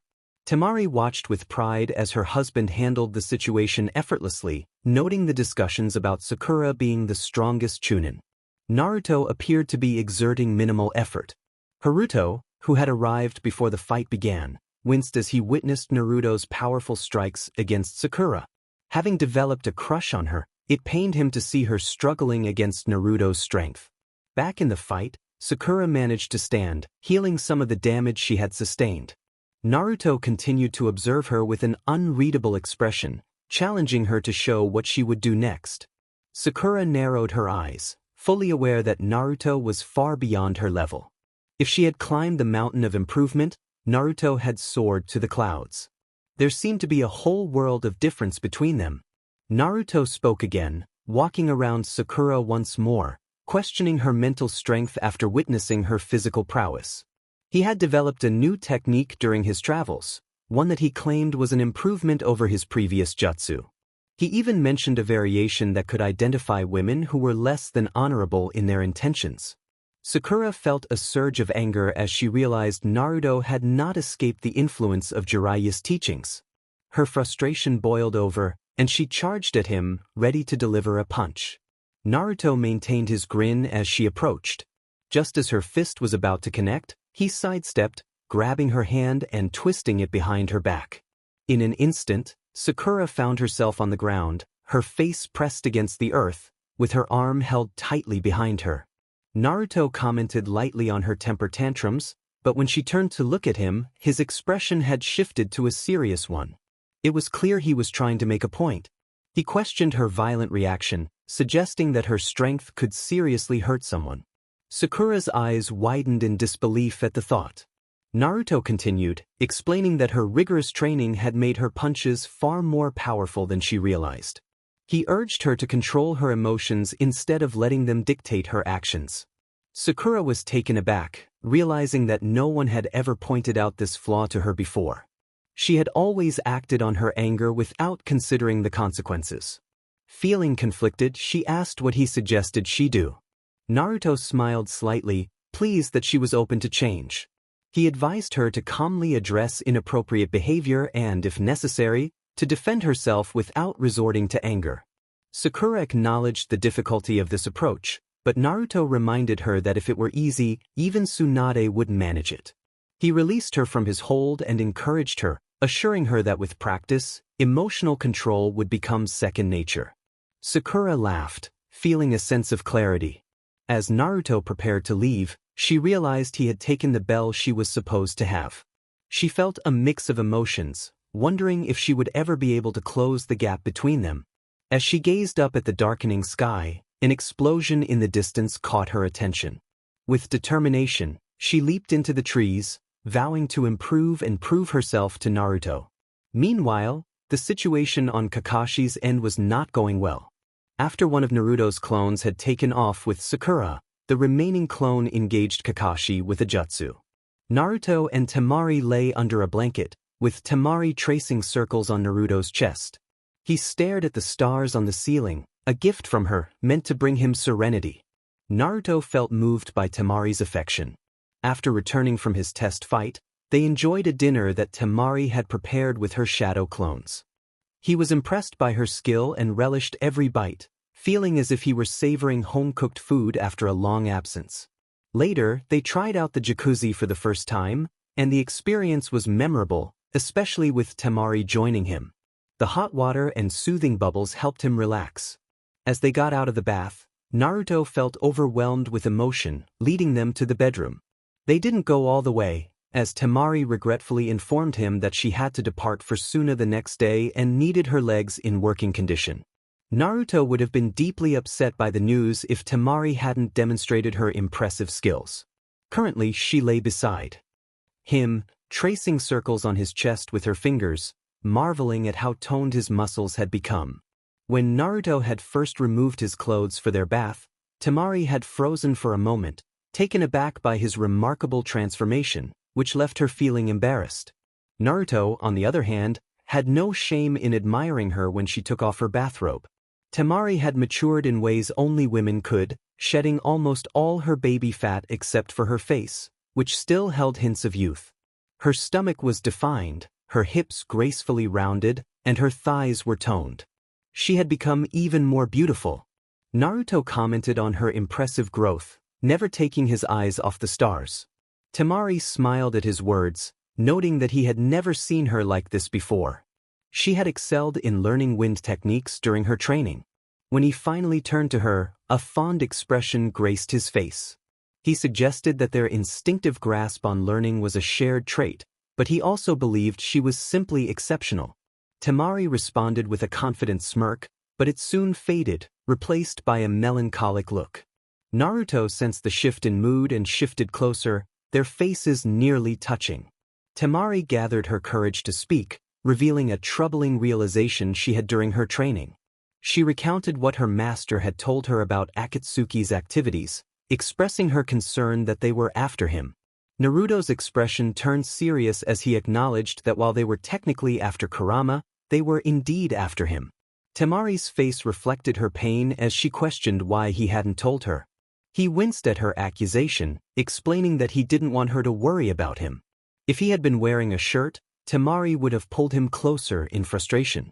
Instead, she lightly hit his chest, reminding him that as his wife, she couldn't help but worry. Naruto's expression grew somber as he explained that he had kept this from her to ensure she could focus on her training. He believed that if he had told her, it would have distracted her. Temari felt hurt by his decision to keep such important information from her. She insisted that he was more important than her training and expressed her uncertainty about what she would do without him. Naruto gently cupped her face, affirming that she was his priority as well. He wanted her to be happy, but he needed to be strong enough to protect them both. He acknowledged that love alone wasn't enough in their world, strength was essential too. He chuckled, realizing how serious he sounded. Temari, feeling weary of the conversation, sensed that Naruto relied more on logic than emotion. She shifted the topic, asking why he hadn't contacted her. He reminded her that Tsunade had instructed her not to reach out to him or Jiraiya, as she was the one assigning missions. Naruto acknowledged the Hokage's decision and felt grateful for her guidance. Temari's frustration grew as she felt he was taking the situation too lightly. When she expressed her anger, Naruto kissed her, and she found her irritation melting away. His kisses had a way of disarming her, making it difficult to stay upset. He pulled away, teasing her about how he would have been distracted if they continued.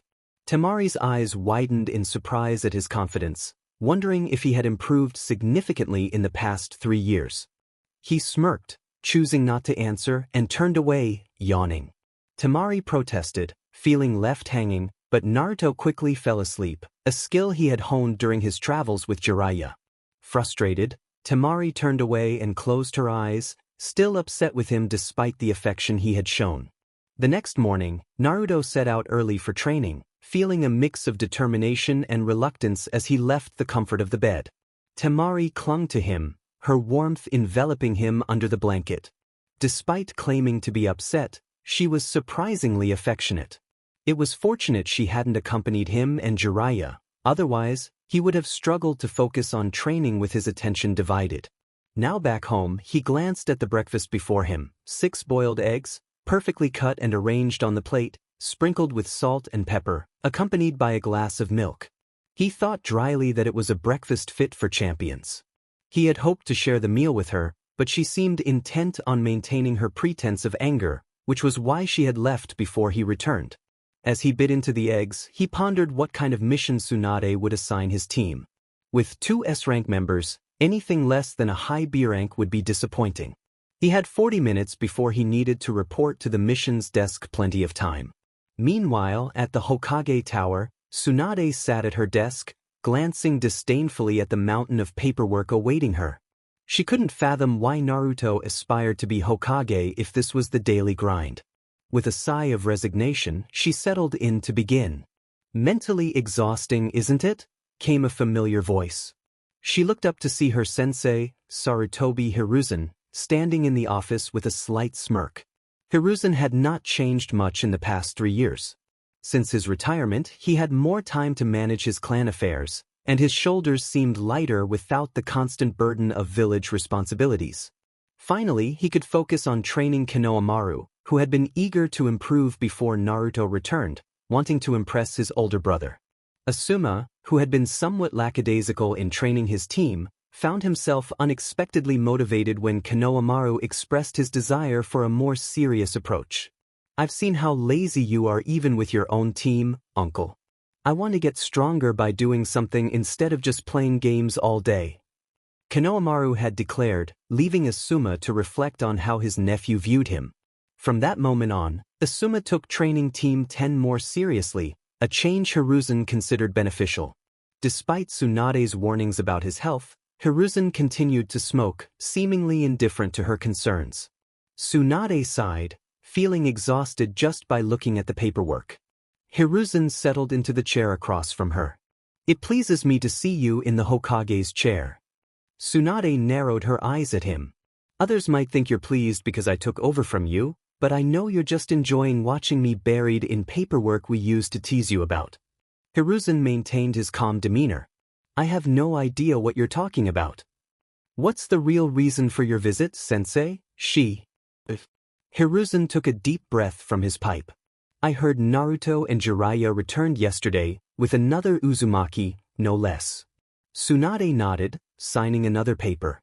"Uzumaki Haruto. What do you think of him?" Hiruzen inquired. Just as Tsunade was about to respond, the door to her office banged 3 times. "Hokage-sama." Temari's voice sounded urgent and desperate. "Come in." Tsunade commanded. The door swung open, and Temari rushed in, her expression betraying barely contained panic. "What is it, Temari?" "Tsunade-sama, it's Gaara. He's been taken by the Akatsuki." Both Hokage's eyes widened at the news. The mercenary organization chose this moment to strike? Just as Naruto returned from his training? It couldn't be a coincidence. "How do you know?" Tsunade asked. "I was contacted through my pad."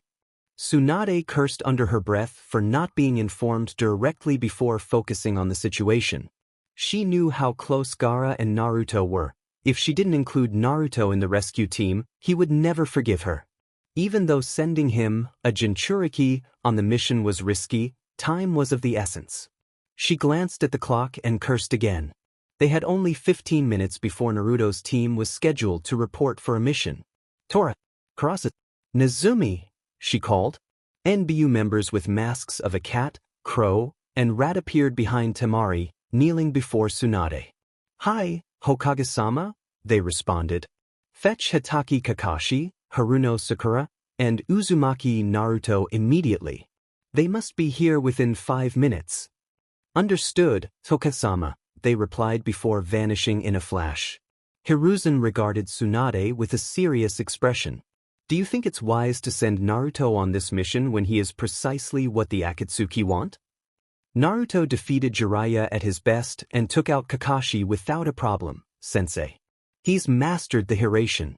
He might very well be the strongest ninja in the village." "He can handle himself," Tsunade replied, her tone sharp. Hiruzen sighed wearily. "Let's hope you're right, Tsunade." Less than 5 minutes later, Team 7 stood before her, at attention. Tsunade assessed each member with a steady gaze. "Team 7, a few hours ago in Suna, we received word through Temari's pad that the Kazekage was taken by 2 Akatsuki members." Hiruzen observed their reactions closely. Sakura displayed the most shock, followed by Temari's sadness at the reminder.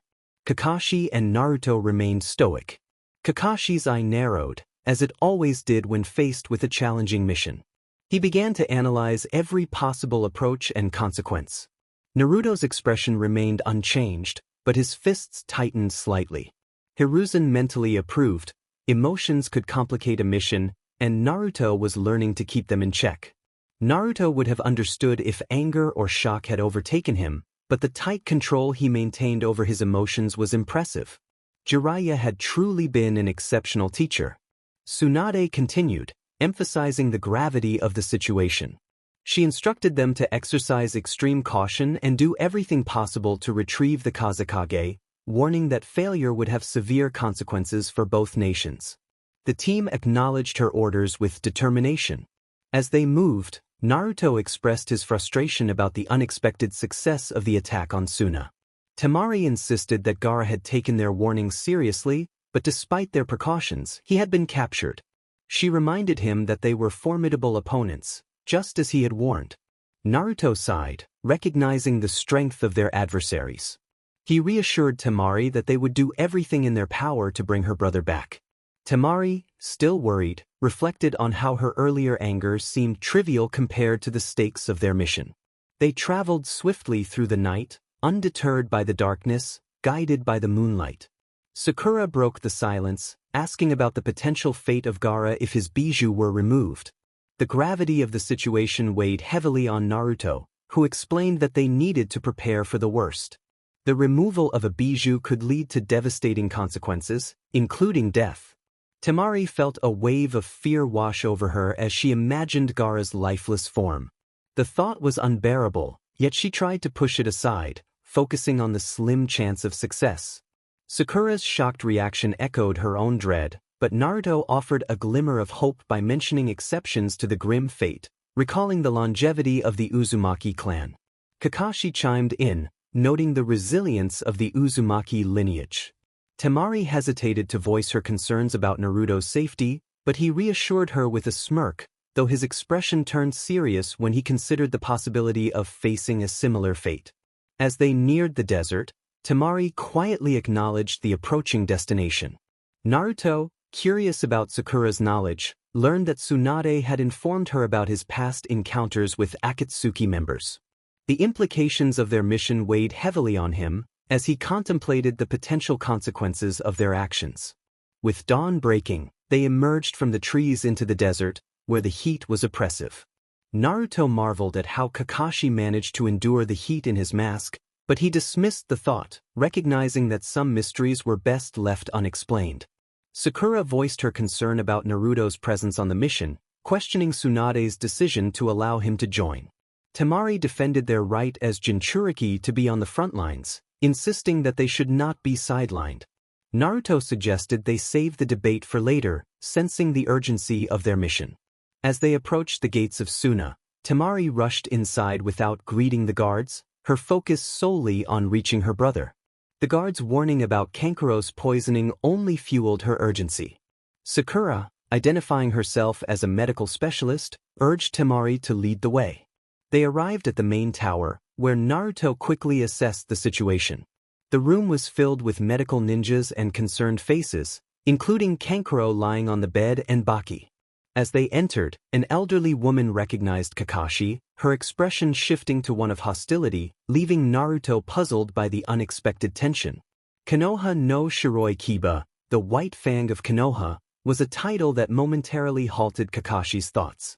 He was not accustomed to being confused for his father after his passing. The woman charged forward with surprising speed for her age, but Naruto was quick to respond. It caught her fist, noting its unexpected weight, blocked her kick with his knee, and restrained her other fist. With a gentle push, he sent her back. She skidded to a stop, surprisingly unfazed. The room fell silent as everyone observed the encounter. Naruto brushed off his pants, feeling a hint of annoyance. He pointed out that she was mistaken, stating that he was Hatake Kakashi, not Hatake Tsukumo. However, the woman dismissed his words, insisting she would seek revenge for her son. Naruto deduced that Tsukumo had been responsible for her son's death in the war, and she was intent on retribution. He shifted his stance, preparing for her advance. An elder man intervened, telling her that while there was a resemblance, Kakashi was not Tsukumo. The woman paused, narrowing her eyes in scrutiny. Suddenly she burst into laughter, claiming she had been joking.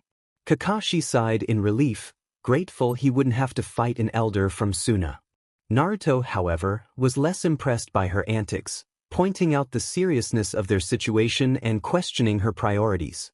The room fell silent at his remark, with Temari shooting him a disapproving look. The elder man regarded Naruto with an unreadable expression before casting an annoyed glance at his sister, who muttered an apology. Naruto sensed that the old man approved of him. Sakura then took charge, focusing on removing the poison from Kankuro. Temari leaned against the wall in relief, expressing her gratitude, to which Naruto quipped that he would accept her thanks instead of God. As the atmosphere shifted back to business, Naruto listened to the discussions around him. Sakura was conversing with the medical nin about what to monitor, while Chiyo spoke with her about medicines. Baki and Kakashi discussed a confrontation involving Kankuro and a puppeteer named Sasori. The name sounded familiar to Naruto. He retrieved his bingo book and found the entry he sought. Sasori of the Red Sands was a puppeteer who had left Suna 18 years ago, a genius known for his poison expertise and, notably, Chiyo's grandson. It was clear they would encounter him on this mission. Kankuro mentioned a piece of cloth, prompting Temari to worryingly hover over him. He had managed to obtain a piece of cloth from Sasori for tracking purposes, which impressed Naruto. Kankuro smiled at his sister's concern before scanning the room and grinning at Naruto, who was still engrossed in his bingo book. Kakashi nodded to Baki, holding the cloth tightly. He stated they would find Sasori, needing only to track the scent. Naruto stepped forward, offering to use his foxes for the task, explaining they had been eager for work lately. Kakashi smirked, reminding him to take better care of them. Naruto bit his thumb and summoned his foxes with a swift hand gesture. A cloud of smoke enveloped the area, revealing 6 foxes of various colors. The black-furred fox with a white-tipped tail, Toshi, greeted Naruto, who asked for his help in tracking. The foxes eagerly sniffed the cloth, and Toshi instructed them to scatter. They vanished, leaving Toshi behind to assure Naruto they would report back once they found Sasori. Hours later, one of the foxes returned, its orange fur gleaming with satisfaction. It excitedly informed Naruto that it had located Sasori's hideout. After marking the location on a map, Naruto praised the fox and prepared to send it off again when Kakashi approached with another task. Naruto rolled his eyes but complied, retrieving a piece of meat from a storage scroll to reward the fox before it dashed off to complete the new mission. He stood, urging Kakashi to depart immediately since they now knew where Gaara was being held. Kakashi agreed, stating he would inform Sakura. Within an hour, they left Suna, surprised to find that Chiyo was accompanying them while Temari remained behind per Tsunade's orders. They traveled swiftly, entering Kawa no Kuni in just a few hours. Naruto expressed his unease to Kakashi, who walked alongside him. They discussed the time it might take to extract a bijou, noting it shouldn't be long since it was only the Ichibi. Chiyo, overhearing, asked if Naruto was familiar with the tailed beasts. He casually affirmed that he was, choosing not to reveal that he possessed one himself, especially not to someone he had just met, whom he suspected might not be entirely sane. Chiyo acknowledged his knowledge but mentioned she hadn't kept up with news about the tailed beasts for quite some time. Last time Naruto had sealed Ichibi into Gaara, he had felt a mix of emotions. He was taken aback when cold, azure eyes snapped back at him, as frigid as chips of ice. There was barely contained rage in those eyes, but just when he thought the tension would escalate, Itachi turned his gaze forward. As Naruto prepared to speak to Kakashi, he sensed a flicker on his radar. He immediately halted, raising a fist to signal the others to stop as well, their postures becoming alert. Naruto scanned the surroundings, his senses heightened. Kakashi inquired about the disturbance, and Naruto's brow furrowed in concentration. He sensed a brief flicker but could not detect anything further. Whatever it was, it seemed reluctant to engage. Kurama confirmed that he had sensed it too but could no longer track it.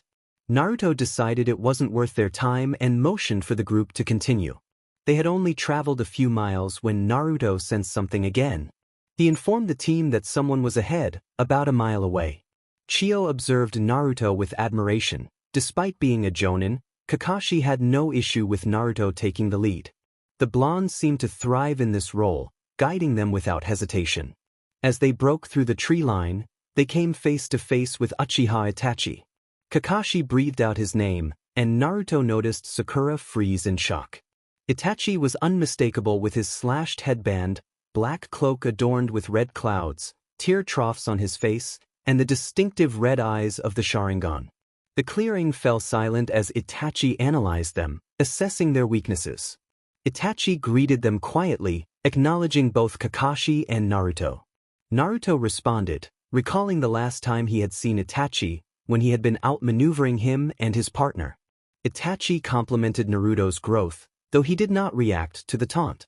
Instead, he stared at Naruto with his Sharingan, prompting Naruto to avert his gaze and focus on Itachi's forehead. He was confident in his ability to resist genjutsu, especially with Kurama's support, and he silently released his gravity seals. Kakashi warned everyone not to look into Itachi's eyes, emphasizing the danger. Chio spoke up, noting that while fighting a Sharingan user alone could lead to disaster, their numbers could allow them to attack from multiple directions and mitigate the risk of being caught in genjutsu. Kakashi added that Itachi's Mangekyo Sharingan posed an even greater threat, as its genjutsu could trap a victim in an illusion for what felt like days. Itachi remained impassive, acknowledging Kakashi's analysis without comment. Kakashi pressed further, questioning Itachi about the deterioration of his eyesight. This seemed to catch Itachi off guard, prompting him to close his eyes momentarily to regain composure before reopening them with his usual blank expression. A tense silence settled between Kakashi and Itachi as they stared at each other. Naruto sensed that Itachi was attempting to catch Kakashi in a genjutsu again. Then, Itachi looked down before addressing Kakashi directly, indicating it was time for Naruto to come with him. Naruto raised an eyebrow, snapping out of the genjutsu before it could take hold.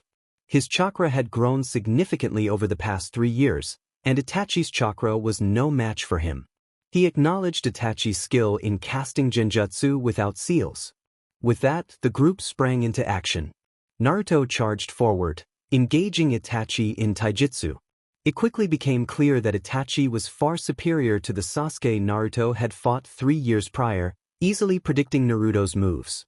Itachi demonstrated his mastery by switching from hand-to-hand combat to weaponry, producing a kunai and attempting to slash at Naruto. Naruto countered with his own kunai, and they locked blades in combat. However, Itachi soon realized that taijutsu was not the best approach against Naruto. He leaped back, casting a genjutsu on Sakura before performing hand seals. Kennen, Hosenka no Jutsu unleashed a barrage of fireballs toward them. Kakashi evaded the attack, while Naruto took a direct approach. Utilizing his enhanced perception, he jumped out of the fireball's path and launched himself at Itachi in 2 swift movements. Itachi seemed unprepared for the sudden assault, and Naruto's foot connected with Itachi's side, sending him flying. Itachi expertly flipped in midair, landing gracefully on the ground. Naruto chose to hold his ground, ready for whatever came next. He now had a clear opportunity to confront Itachi, but if he and Kakashi pushed him a bit more, they might learn more about the Sharingan's techniques, in case he faced Sasuke in the future. He had heard about a higher stage of Sharingan and wondered what abilities it granted Itachi. Kakashi jumped to his side, acknowledging Naruto's effort. However, there was no time for further conversation as Itachi unleashed another jutsu. With a powerful incantation, Itachi sent a massive fireball hurtling toward them. Instead of dodging, Naruto performed 2 hand seals, recalling a jutsu he had developed during his training trip. He unleashed a sharp burst of wind, shaped like a spear, which shot straight toward the fireball. To Kakashi's astonishment, Naruto's wind jutsu pierced through the core of the fireball, dispersing it completely. For a brief moment, a fiery gate appeared as the fireball disintegrated, and the wind spear surged toward Itachi, who was caught off guard. That moment of confusion cost Itachi dearly, as the spear struck him, creating a thin wound from which blood seeped. Yet, Itachi had already evaded the attack, vanishing just as the spear made contact. In a distant cave where the Ichibi was being extracted, Itachi's hologram opened its eyes, realizing that Kisame had also been defeated not long ago. Naruto leaned forward, just inches from Deidara's face, delivering a final message. He felt a mix of emotions knowing that Deidara had been defeated by the son of the Yellow Flash. Deidara had lost everything during the Third Great War, and his hatred for Namikaze had fueled his resolve to never fall to anyone resembling him. Yet, here he was, taken down by a Namikaze once more, as if fate were mocking him. As Deidara ceased to move, Naruto whispered a quiet farewell, acknowledging the weight of his actions. He prepared to collect the bounty, recalling that he needed to report back to the village first. He took out a sealing scroll and created a seal to carry the body, sealing Deidara within it before standing up with a heavy sigh. Kakashi joined Naruto, along with Guy and Lee, expressing his admiration for the battle. Guy praised Naruto's performance, while Lee, filled with enthusiasm, acknowledged the gap in their abilities and vowed to match Naruto's spirit. As the sun began to set, Naruto's expression grew somber. With the battle behind them, it was time to face the losses. The first name that came to his mind was Gaara. Kakashi quietly suggested they move to find the others, sensing Naruto's grief. Naruto agreed, and they made their way to a stretch of grassland where their comrades awaited. Niji's face was blank, and Tenten wore a sorrowful expression. When Naruto met Sakura's gaze, he closed his eyes momentarily, sensing her failure to bring Gaara back. He had anticipated this outcome and had tried not to raise his hopes, but the weight of loss pressed heavily on him.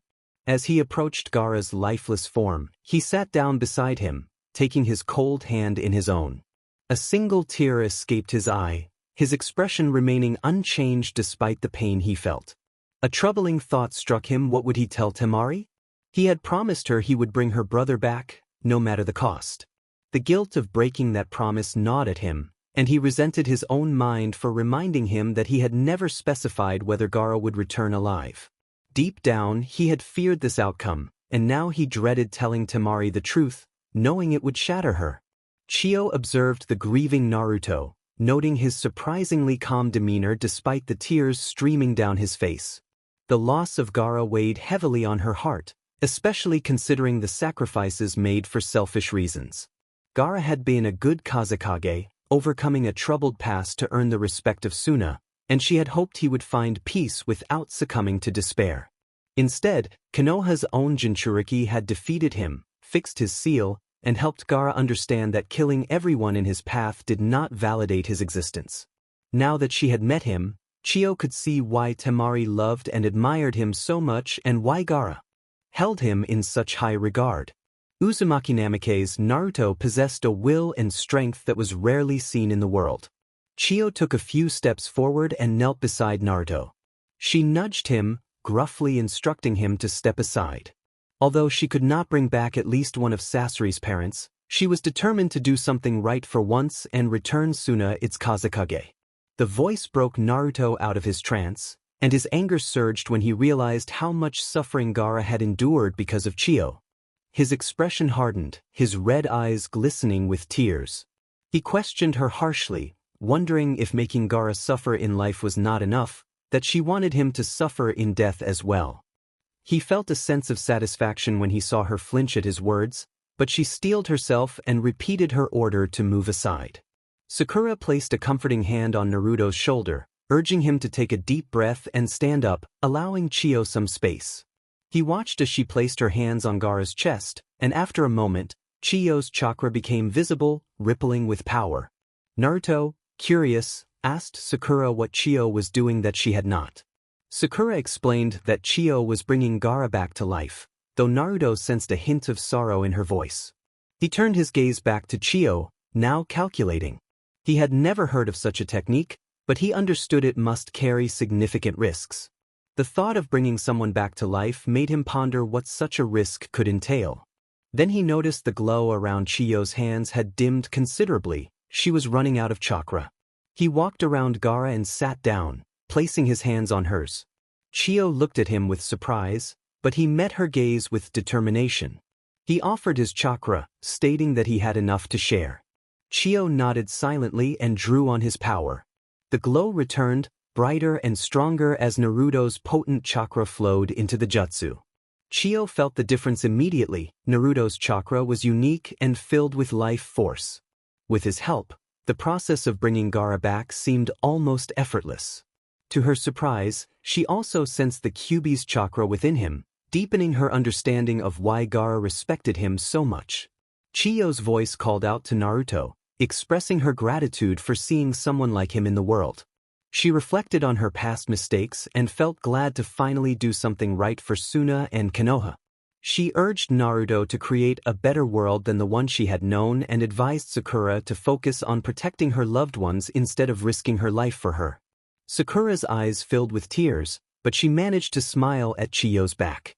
As Chiyo's posture began to slump and the glow faded, she eventually slumped completely, but Sakura caught her just in time. Naruto, however, was focused on watching for any signs of life from Gaara's body. He noticed Gaara's hand twitching, and his heart raced as the twitch became a steady movement, eventually forming a fist. Then he saw Gaara's chest rise and fall with a deep breath. Footsteps approached, and Naruto glanced to see a group of Suna-nin circling them, with Temari and Kankuro walking toward him. He returned his attention to Gaara, who slowly opened his eyes, confused.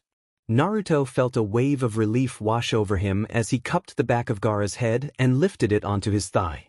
Gaara muttered his name, bewildered, and as Naruto chuckled through tears, he reminded Gaara not to die on him again, revealing how much he cared for him and his sister. Gaara's eyes widened at the heartfelt revelation. Naruto offered his hand, and although Gaara was still trying to comprehend the situation, he gratefully accepted it. Naruto pulled him up, and the Suna shinobi erupted in cheers. Kankuro stepped forward, grinning with joy, declaring that as Gaara's older brother, he would keep him out of trouble from now on. Temari stepped in and hugged Gaara tightly, overwhelmed with emotion. She pulled back and smirked at Kankuro, reminding him to show respect since Gaara was still the Kazekage. Naruto placed an arm around Gaara's shoulders, pulling him close. He smiled at Temari, reaffirming that he had promised to bring Gaara back. Temari, with tears still in her eyes, acknowledged his words. Two excited girls rushed toward Gaara, nearly overwhelming him with their enthusiasm. Naruto, annoyed, glared at one of them, causing her to blush nervously at his strength. Meanwhile, Temari took a more assertive approach, tapping Matsuri's arm and hissing for her to keep her hands to herself. Naruto found her possessiveness quite endearing. A more solemn mood enveloped the group as Sakura held Chiyo close, while her brothers stood silently over them, gazing at his dearly departed sister. The atmosphere turned grave as the ninjas looked toward the fallen elder. Naruto quietly spoke to Kankuro, inquiring about the jutsu. Kankuro nodded solemnly, explaining that it required a life sacrifice, a concept Chiyo had studied long ago. The risks had been deemed too great, leading to its classification as a forbidden technique. The elder man expressed his disbelief, wishing for Chiyo to wake up and joke about playing dead. It was hard to accept that this was the end, especially with the peaceful expression on her face. Naruto's attention shifted back to Gaara as he began to stand. Without a word, Naruto supported Gaara's arm, and together they walked over to Chiyo, where Gaara offered a prayer. Silence enveloped the land, a brief yet impactful moment. Naruto looked up, noting the approach of the Suna shinobi. Life must continue, and the Kazekage needed to return to his village.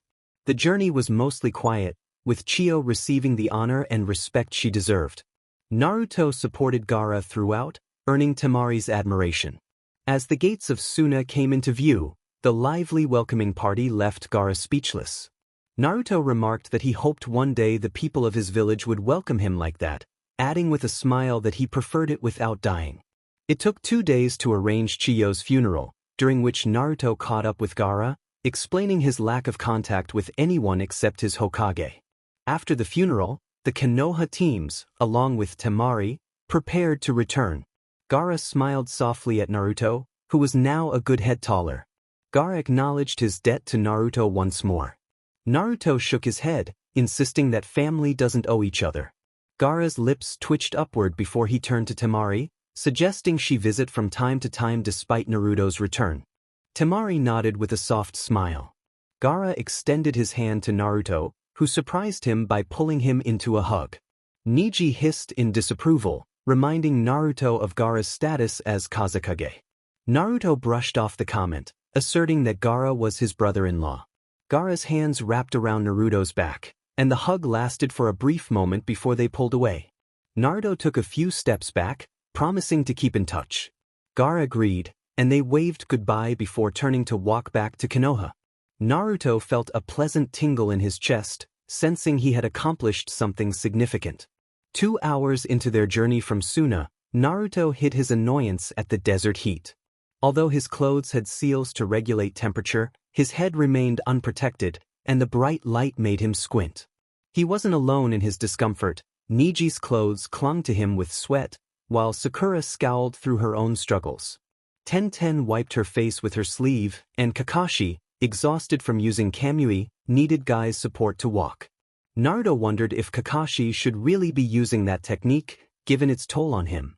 The only ones seemingly unaffected were Temari, accustomed to the heat, and Lee, whose situation was better left unexplained. Naruto couldn't help but chuckle as he glanced back, sharing a moment of amusement with the others as they observed the unfolding drama behind them. Guy's frustration grew as he moved at a snail's pace alongside Kakashi, who nervously chuckled as Guy began to growl in agitation. Kakashi, in his usual lazy manner, thanked Guy for carrying him, but it only fueled Guy's irritation. Suddenly, Guy threw Kakashi into the air, who landed awkwardly on his back. Naruto stifled his laughter, finding the scene too precious. He teased Kakashi about the unexpected ride, while Sakura pressed her palm to her forehead, feeling a bit queasy at the imagery. Kurama laughed in Naruto's mind, who struggled to contain his own amusement. Temari, too, appeared slightly green, reflecting on her experiences in the Leaf Village. Niji and Tenten looked exasperated, clearly accustomed to their sensei's antics. Kakashi, through gritted teeth, demanded to be let off Guy's back.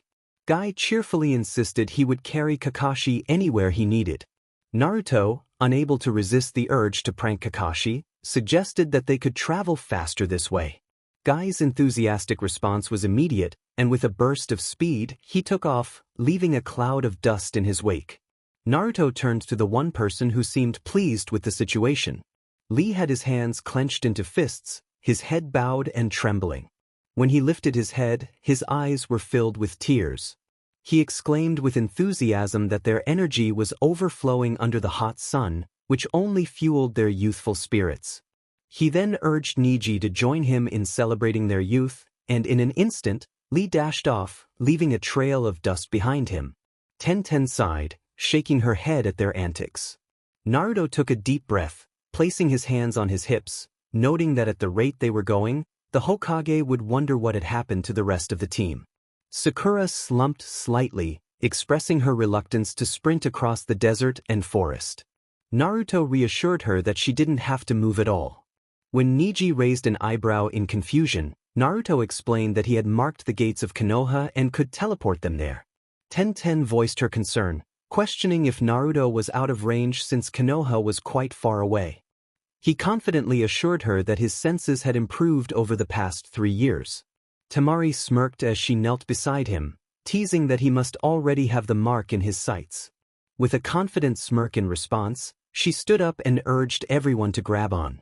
Just as they were about to leave, Naruto called for everyone to wait. He whispered that they needed to time their departure perfectly. Guy crossed the gates, coming to a halt and pointing triumphantly towards the sky. In his excitement, he accidentally collided with Kakashi, who staggered back in pain.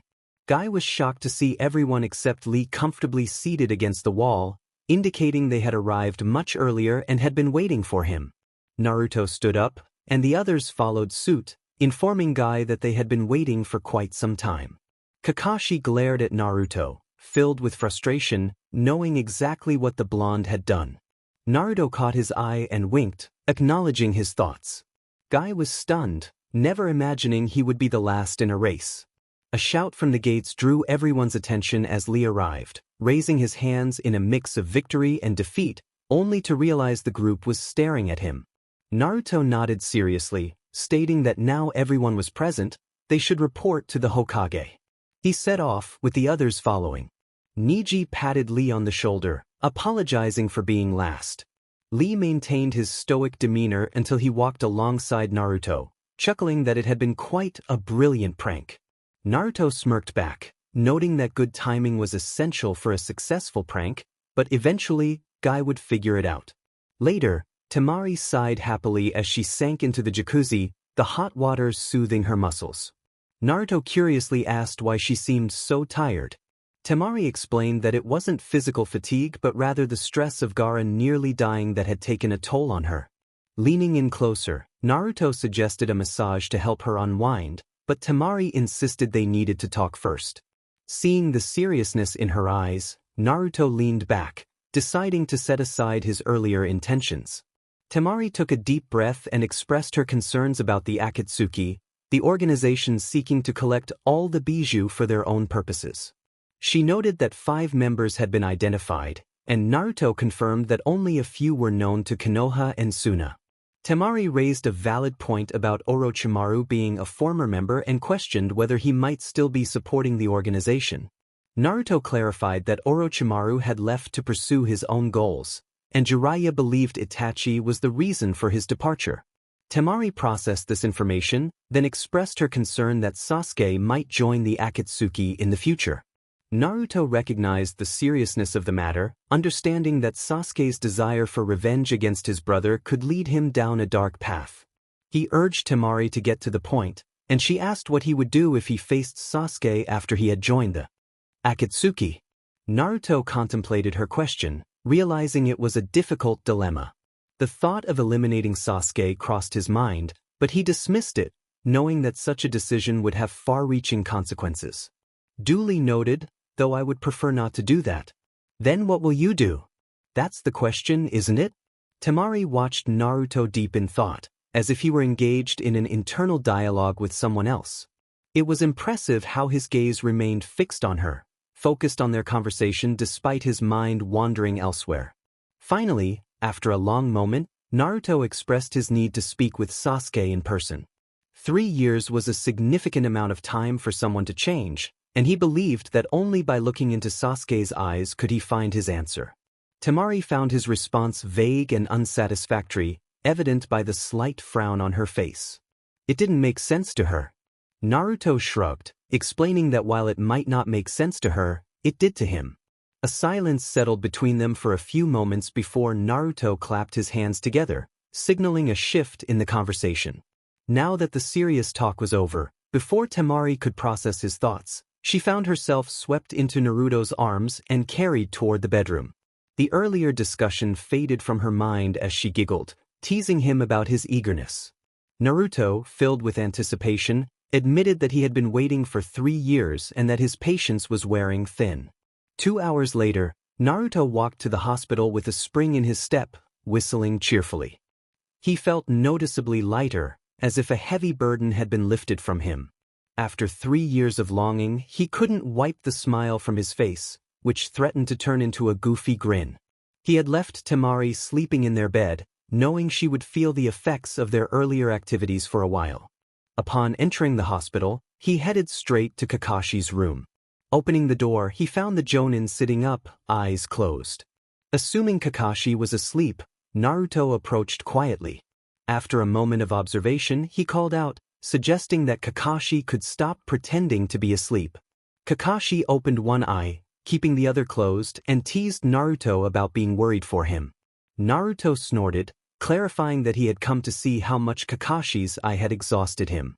Kakashi sighed, explaining that his Sharingan drained him significantly, and using it at a higher level had taken its toll. Naruto pointed out that Kakashi had only used it once, to which Kakashi explained that he hadn't trained his Mangekyo yet. During their fight, it had taken him too long to pinpoint his target.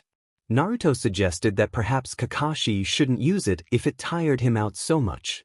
Kakashi smiled, assuring Naruto that it was simply a matter of getting used to it. He intended to train his Mangekyo after leaving the hospital so he could endure longer.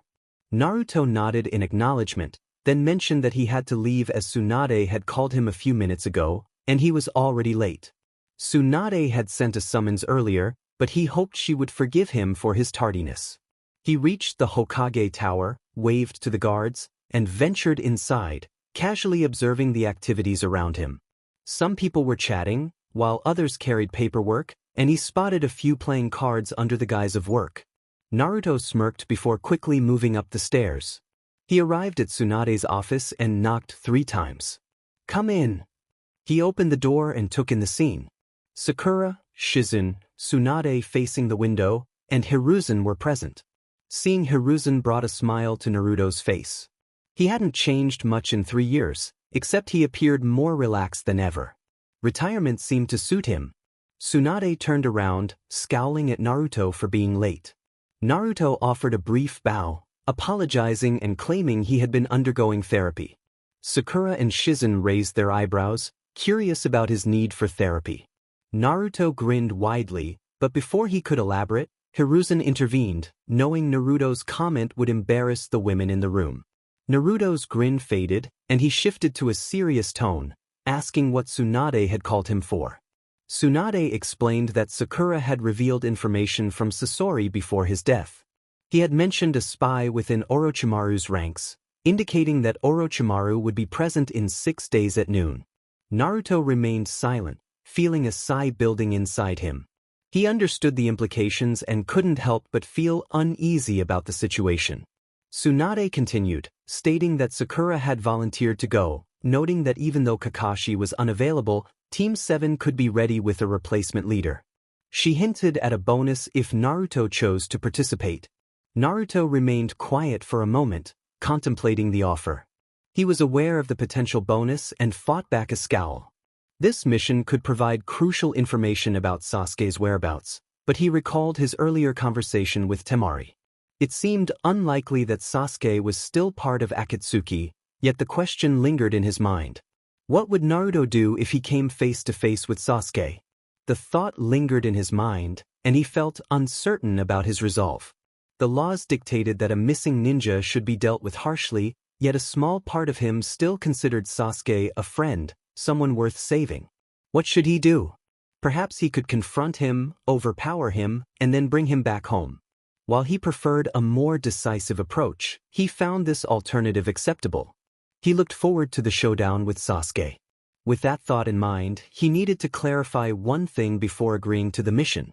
Finally, Naruto declared his agreement to the mission, but before anyone could take it as unconditional, he added that he needed to check a few things first. Tsunade, though slightly confused, agreed to hear him out. Without hesitation, Naruto turned to Sakura, locking eyes with her. The intensity of his gaze made her flinch slightly, as if he were searching for something deep within her. After a moment, she began to fidget, feeling uncomfortable under his scrutiny. She asked him what he needed. Naruto addressed her directly, stating that he needed her assurance that she would do the right thing when the time came. His words brought a wave of confusion to the room, lacking context. However, Sakura sensed the weight behind his question and responded cautiously, asking what he meant. He explained that there was a chance they would encounter their former teammate on this mission, and he was aware of her feelings for him. Would those feelings interfere with their mission if they were required to take action against Sasuke? The question surprised everyone present. No one expected Naruto, known for his fierce loyalty, to voice such a concern. Sakura's eyes widened in shock, barely suppressing a gasp. She understood that Naruto didn't want to kill Sasuke, as he had previously brought him back to the village, albeit under dire circumstances. Yet, looking into his eyes, she saw an unwavering resolve. It was hard to believe that 3 years had changed him so much that he would now consider harming his former comrade. She couldn't see any doubt in his expression. Unbeknownst to her, his resolve was to do whatever was necessary, even if it meant taking drastic measures against Sasuke.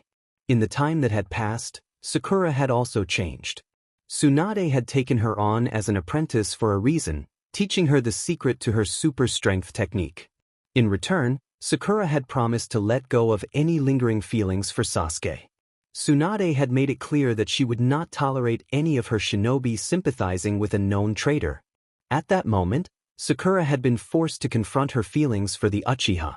It was painful, but she ultimately realized that she had never truly loved him. She had been infatuated, obsessed, but not in love. Tsunade had helped her see the reality of who Sasuke was, revealing that he only had one ambition and didn't care who got caught in his path. The final straw had come when Tsunade informed her that Sasuke had been willing to harm Naruto. Naruto had chosen to tell Tsunade about the incident rather than include it in his report. That revelation had extinguished the last remnants of her feelings for Sasuke. From that point on, she dedicated herself to becoming a kunoichi who could stand on her own, no longer relying on her teammates to rescue her from danger. Taking a deep breath to steady herself, she looked back into Naruto's eyes and assured him that her feelings for Sasuke no longer existed. Naruto was momentarily taken aback by her succinct response, but he quickly regained his composure. He searched her eyes for any hint of deception, but she met his gaze unwaveringly. A small smile crept onto his face, a sign of relief. With that reassurance, he turned to Tsunade and Hiruzen, questioning why they were authorizing a mission that was likely a trap. Tsunade took a deep breath, acknowledging the possibility but explaining that there was a small chance it could prove otherwise. Thus, it would only be a reconnaissance mission, with orders to avoid combat if possible. Naruto nodded, contemplating the many ways this could go wrong.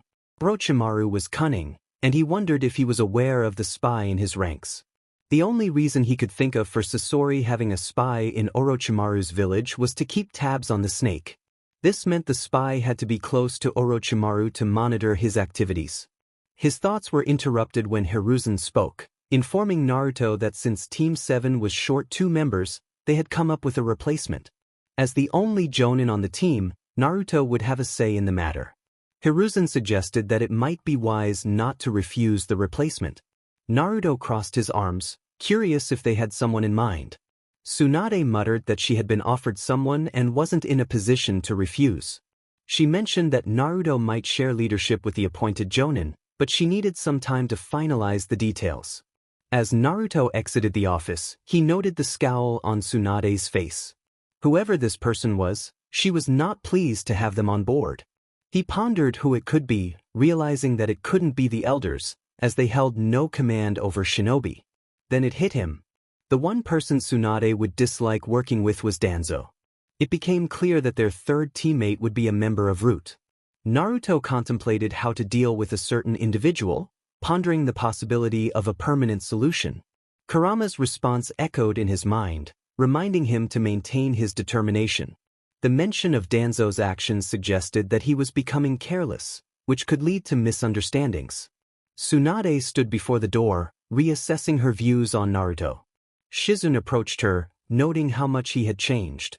Tsunade expressed her belief that he hadn't changed much since their last encounter. Shizune wondered if Naruto would refuse the mission, given its obvious dangers. Hiruzen interjected, stating that Naruto was aware of the potential trap and was the best choice to lead his team out of danger. Tsunade speculated that Naruto might be motivated by a desire to protect Sakura. Hiruzen warned them to remain vigilant, sensing that there were deeper issues at play. As Naruto walked through the streets, he was lost in thought about the mission ahead. He paused momentarily, sensing a familiar chakra signature, and smiled as he approached the shade of a tree. He greeted Shino, who had also undergone a transformation in appearance. Shino's attire had changed significantly, and he had grown taller, though Naruto was still slightly taller. Naruto remarked on the shades that gave Shino away, and just then he sensed another chakra signature, which made him grin wider. He turned to see Kiba land in front of him, and he was taken aback by the change in Akamaru, who had grown into a formidable hound. After a brief exchange of memories, Naruto shared a story about his past, and Hiruzen reflected on the lasting impact of Naruto's father's actions during the Third Great Ninja War. Hiruzen explained that Iwa had suffered greatly due to those events, and the scars of loss were not easily forgotten. Naruto pondered what he would feel if he were in their position, uncertain whether he would cling to hatred or find a way to forgive. Their conversation shifted to the topic of Danzo, with Naruto expressing concern about his influence and the potential for investigation. Hiruzen acknowledged that Danzo was cautious and that evidence against him was lacking.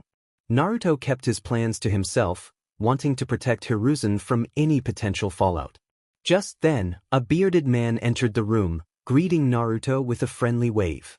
Asuma, the man, was as laid back as ever, and Naruto noted their similar heights. They exchanged pleasantries, and Naruto teased Asuma about a potential relationship, prompting a flustered response. Asuma quickly shifted the topic, revealing that he wanted to discuss training his team against an S-rank shinobi. They were now clashing with the Akatsuki, and soon enough, one of the mercenaries would face them. Naruto felt a thrill at the thought, excitement gleaming in his eyes. He was eager to see how they would fare against an S-rank heavyweight. Asuma noticed the gleam in Naruto's expression and felt a twinge of concern. It was possible that Naruto was simply happy to reunite with his friends and witness their growth.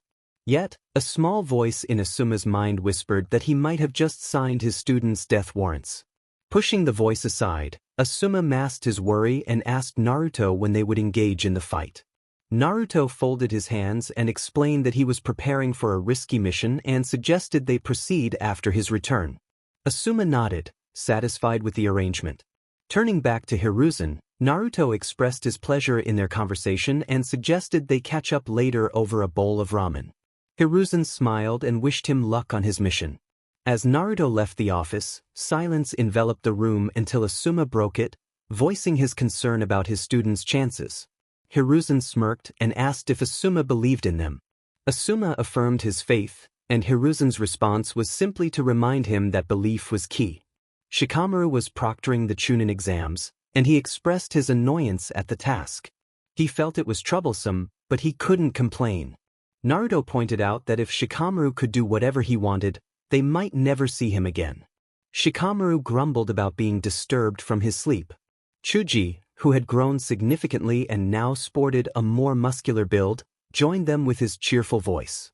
He and Naruto exchanged a warm hug, and Chuji remarked on Naruto's appearance, suggesting he looked thinner. Naruto assured him that his appetite was healthy, but Chuji insisted he should eat more, pulling out a bag of chips. Just then, Naruto's danger sense kicked in, alerting him to an incoming attack. He swiftly moved, air swirling around his hand like a blade, and struck at a strange black and white creature. Upon contact, it burst into a black liquid that resembled ink. Without wasting a moment, Naruto disappeared and reappeared behind his attacker, kunai poised. Shikamaru and Chuji watched in awe as Naruto assessed the attacker, who wore a Konoha headband. The attacker had pale skin, suggesting he had spent too much time underground, and his unusual clothing hinted at a preference for long-range combat. Naruto noted the refined chakra, indicating a high level of control. The attacker acknowledged Naruto's speed with a calculating gaze and a forced smile, addressing him by name. Naruto recognized the signs of a root operative and seized the opportunity. He demanded to know how the attacker had infiltrated the village, declaring that it was over for him. With a swift motion, Naruto incapacitated the attacker, who was caught off guard and unable to escape. As the attacker lay on the ground, shock evident in his eyes, Naruto observed the fading light of life. Shikamaru and Chuji joined him on the roof, their expressions a mix of surprise and horror. Naruto calmly stated that the attacker had been a spy and that he had dealt with him. Meanwhile, Danzo exited his office, realizing that things were spiraling out of control and that he needed to take action. 20 minutes later, Naruto stood with Sakura at the entrance of Training Ground 7, waiting for their new teammates. Sakura, curious about their new sensei and teammate, asked if he had any idea who they would be. Naruto shrugged, admitting he had no clue. After a moment of silence, Naruto cautiously broached the topic of what had happened in Tsunade's office. Sakura interrupted him, assuring him that it was fine and that she understood his perspective. She reflected on her past, recalling how she had struggled to see beyond her feelings for Sasuke until the second phase of the exam. She admitted that she had been difficult to deal with back then. Naruto quickly defended her, stating he had never called her that. Sakura chuckled, though it lacked humor, acknowledging that he didn't need to.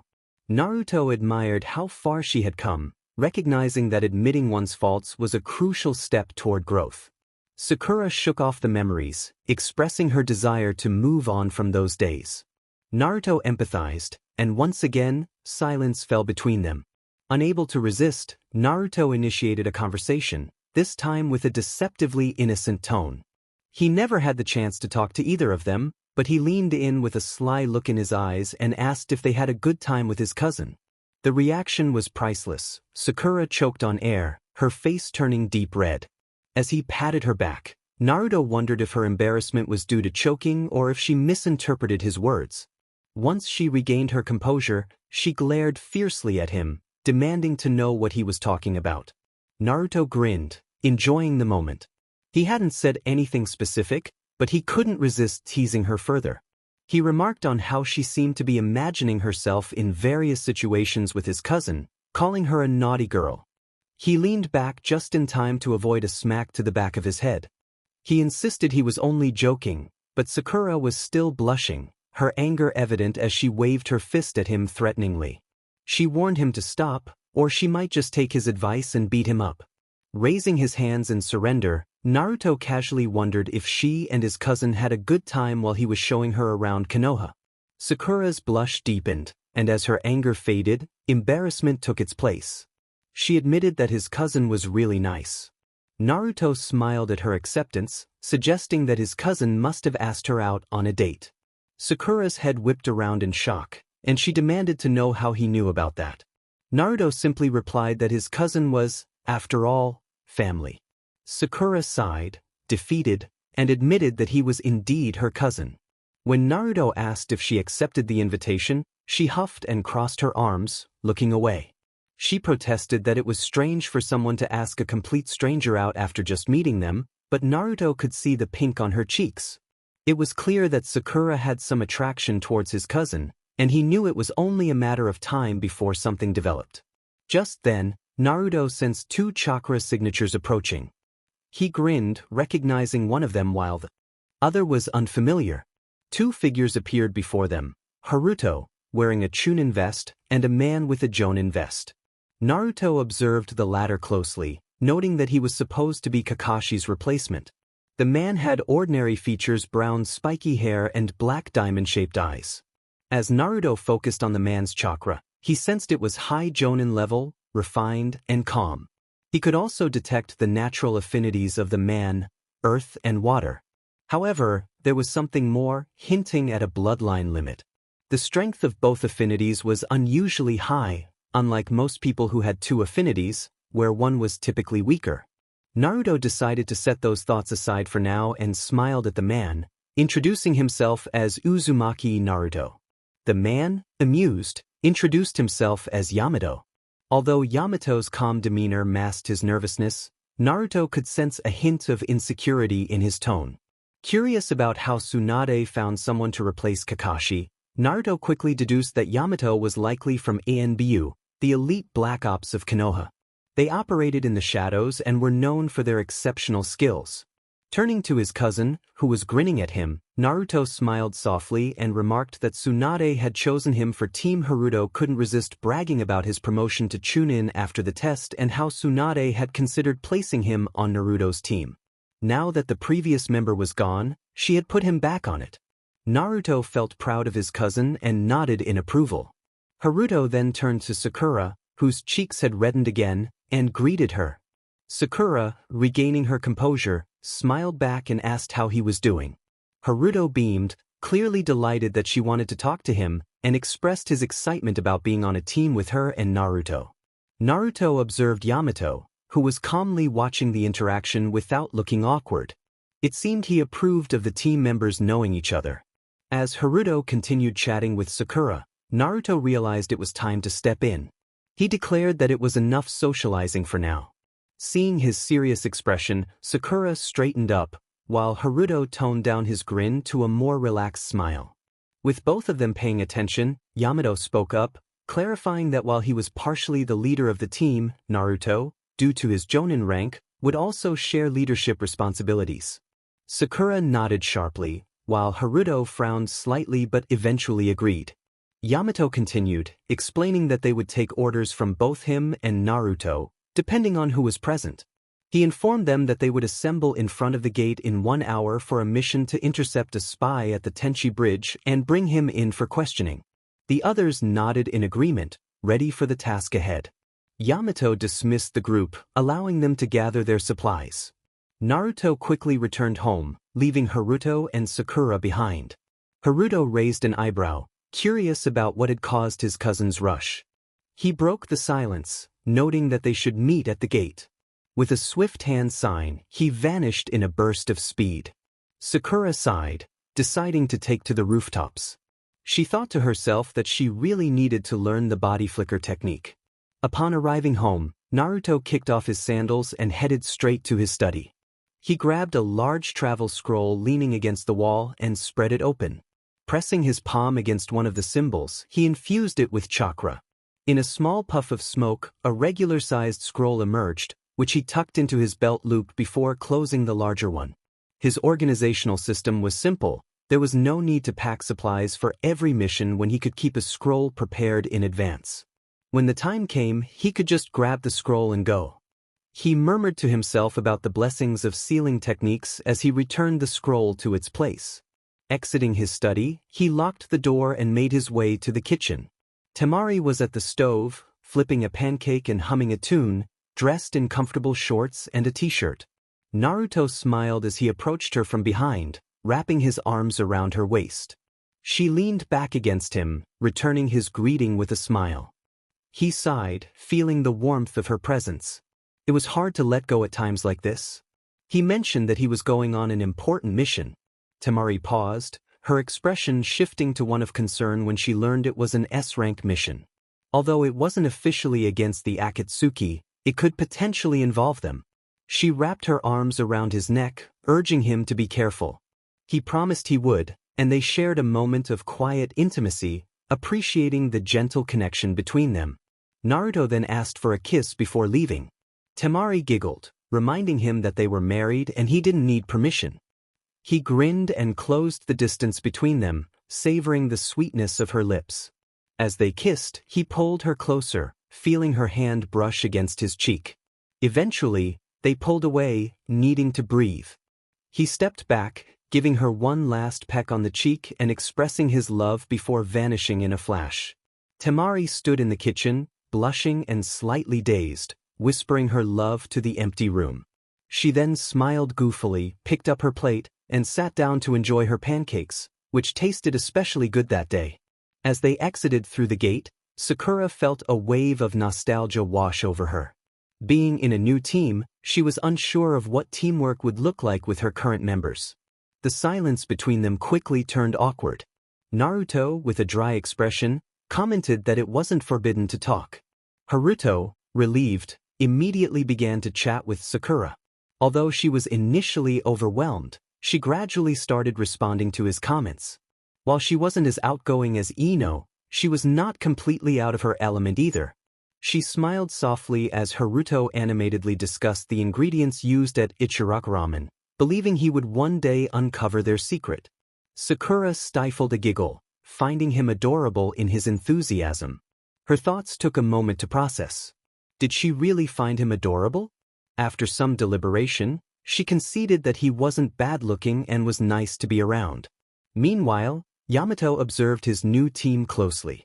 When Tsunade had asked him to lead Team 7 in place of Kakashi, he had been taken aback. He held great respect for Kakashi, a legendary figure from his ANBU days, and had learned a lot about team dynamics. During his time leading successful teams, Yamato understood that for a team to function well, everyone needed to feel comfortable with one another. He noted that the bond between Naruto and Sakura, the original members of Team 7, remained strong. Sakura also seemed at ease with Haruto, as they engaged in conversation. It was evident that Haruto had a crush on Sakura, but as long as they kept their feelings off the field, it wouldn't disrupt the team's performance. From what he knew about the Uzumaki clan, family was of utmost importance. Naruto and Haruto were cousins, which added another layer of connection. Yamato felt confident that this team would work out just fine, but he also recognized that their ability to collaborate effectively would be crucial. While Naruto and Sakura had experience working together, he was uncertain about how well Naruto and Haruto would mesh. Haruto was good. No, he was better than good. He had made Chunin on his first try. But did the redhead know how to work with Sakura? Yamato frowned, aware that this was a completely new team, and this was their first mission. They hadn't even figured out how to collaborate effectively. Maybe he could get them to do a practice run. They did have 5 days after all. After walking for a while, Yamato suggested they rest. He mentioned a nearby place with hot springs, and Haruto's eyes lit up at the prospect of relaxing in an onsen. Sakura nodded excitedly, and Naruto shrugged, saying he had no problem with it. 20 minutes later, the three of them were relaxing in the onsen, content expressions on their faces. Haruto sighed as he slipped deeper into the water, expressing how being in an onsen never got old. Yamato smiled and agreed, noting that it was a good way to bond with each other. At that moment, Naruto resurfaced after washing his hair underwater and asked if that had been Yamato's goal for the onsen. Yamato chuckled, rubbing his neck sheepishly. He explained that while he didn't doubt their bonds, this was a fresh team and he just wanted to ensure they were connecting. Naruto waved away Yamato's nervousness as he stood up to get out of the water, prompting Haruto to cover his eyes and complain about his cousin's lack of modesty. Naruto chuckled, wrapping himself in a towel and stepping out, wondering if Sakura was done as he needed to talk to her about something.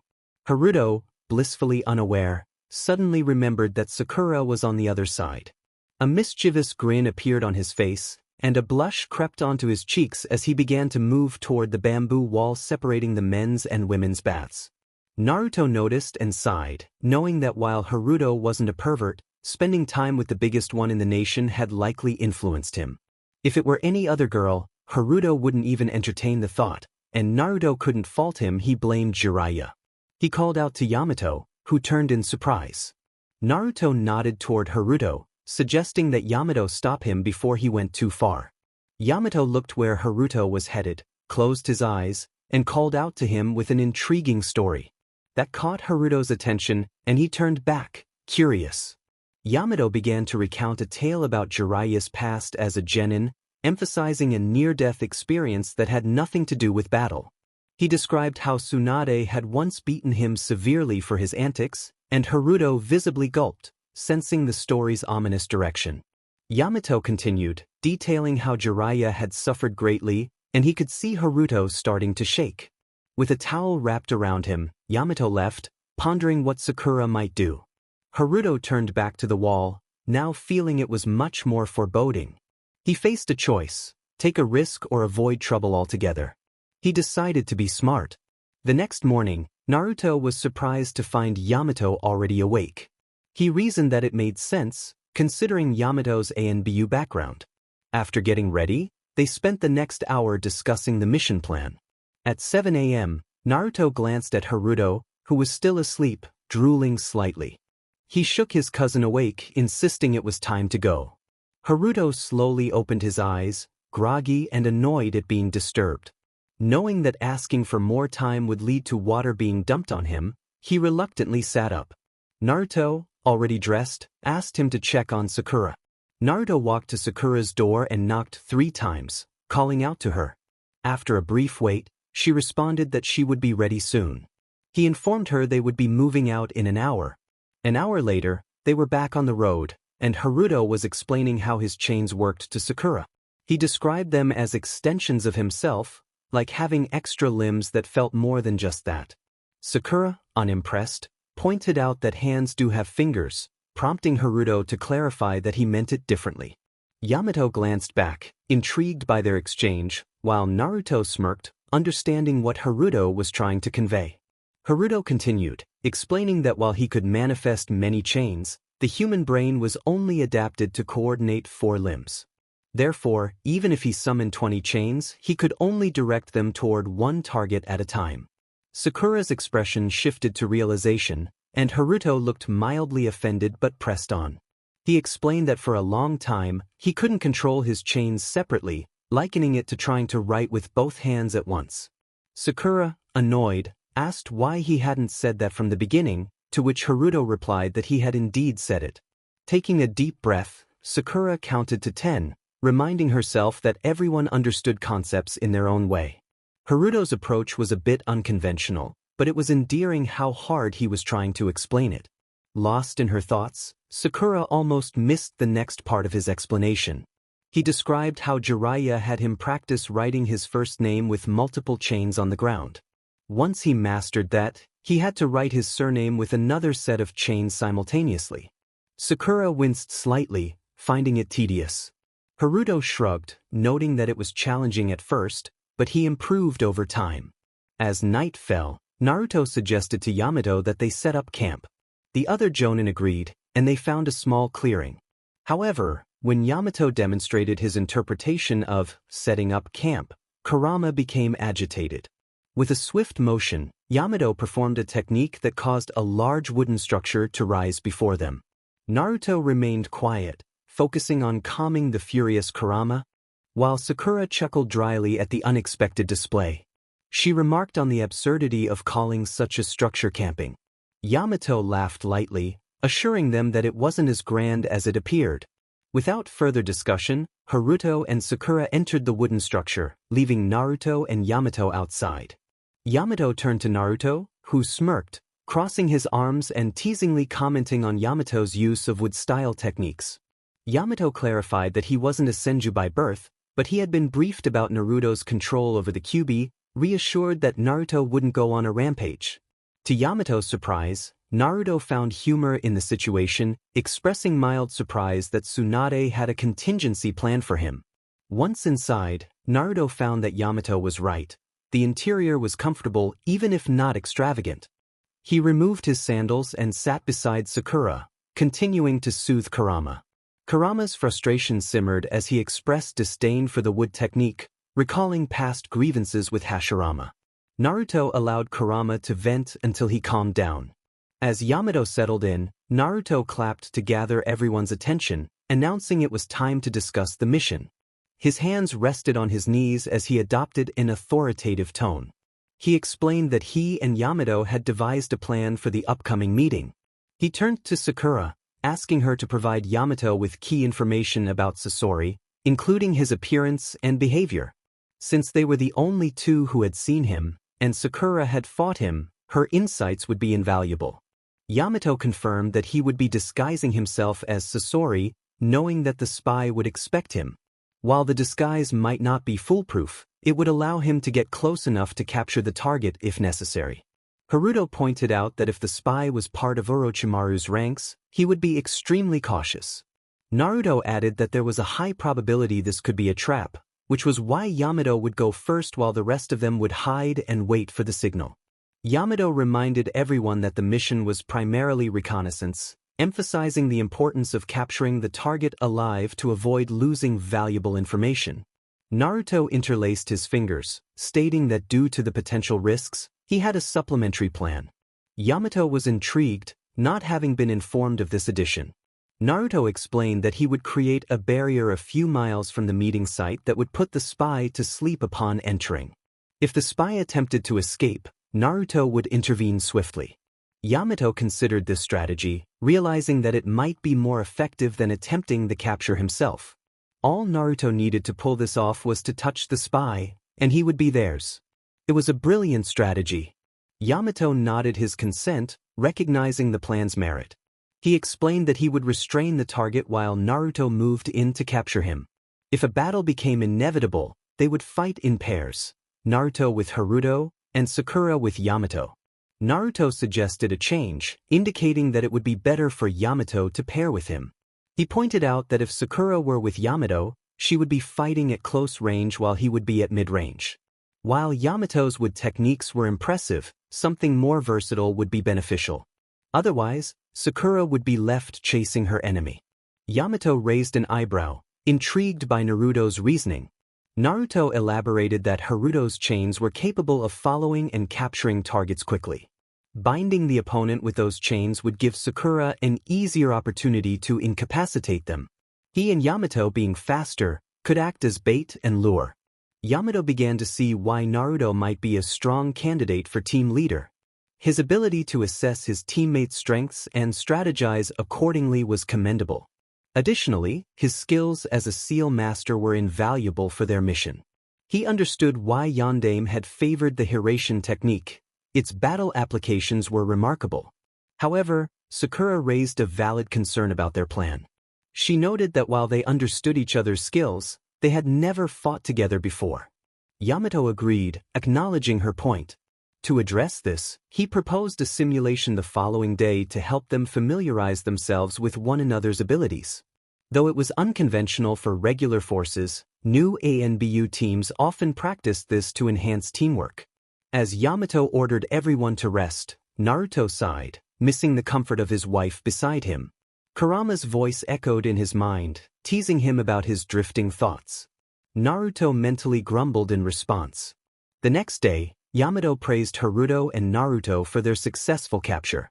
He rubbed his wrists, feeling the tightness of the chains.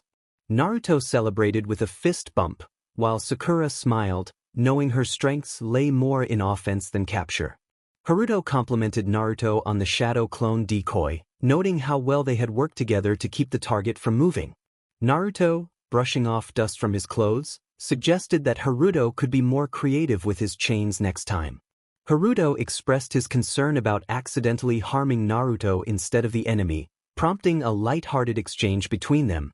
Yamato then instructed the team to prepare for their mission, emphasizing the importance of reaching their destination before noon to avoid failure. They set out, repeating their routine from the previous night. With dawn breaking, they moved swiftly and arrived at Tenchi Bridge with time to spare.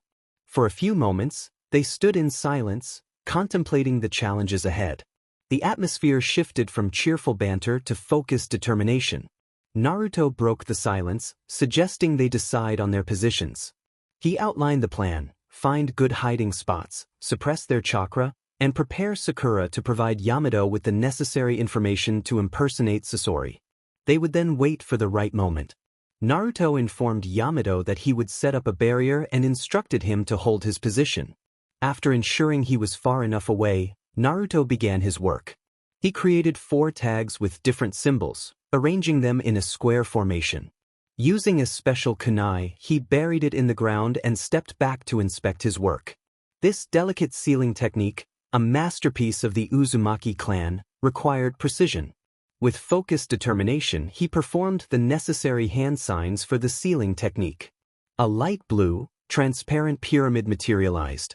Reaching up to his chest, Naruto exhaled in relief, satisfied with his success.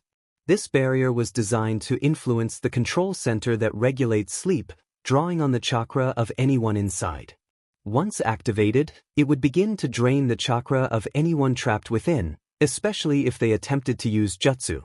With the preparations complete, all that remained was to wait for the spy. As Naruto turned back to flash to Haruto's mark, he paused, contemplating the unusual sight of a barrier in the forest. A sly grin spread across his face as he retrieved his sealing supplies once more.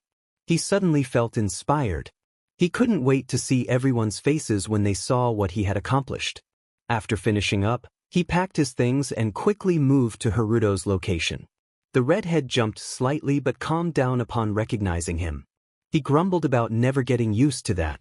Naruto patted Haruto's shoulder sympathetically and walked out of their hiding spot towards Sakura and Yamato, who were putting the finishing touches on their disguise.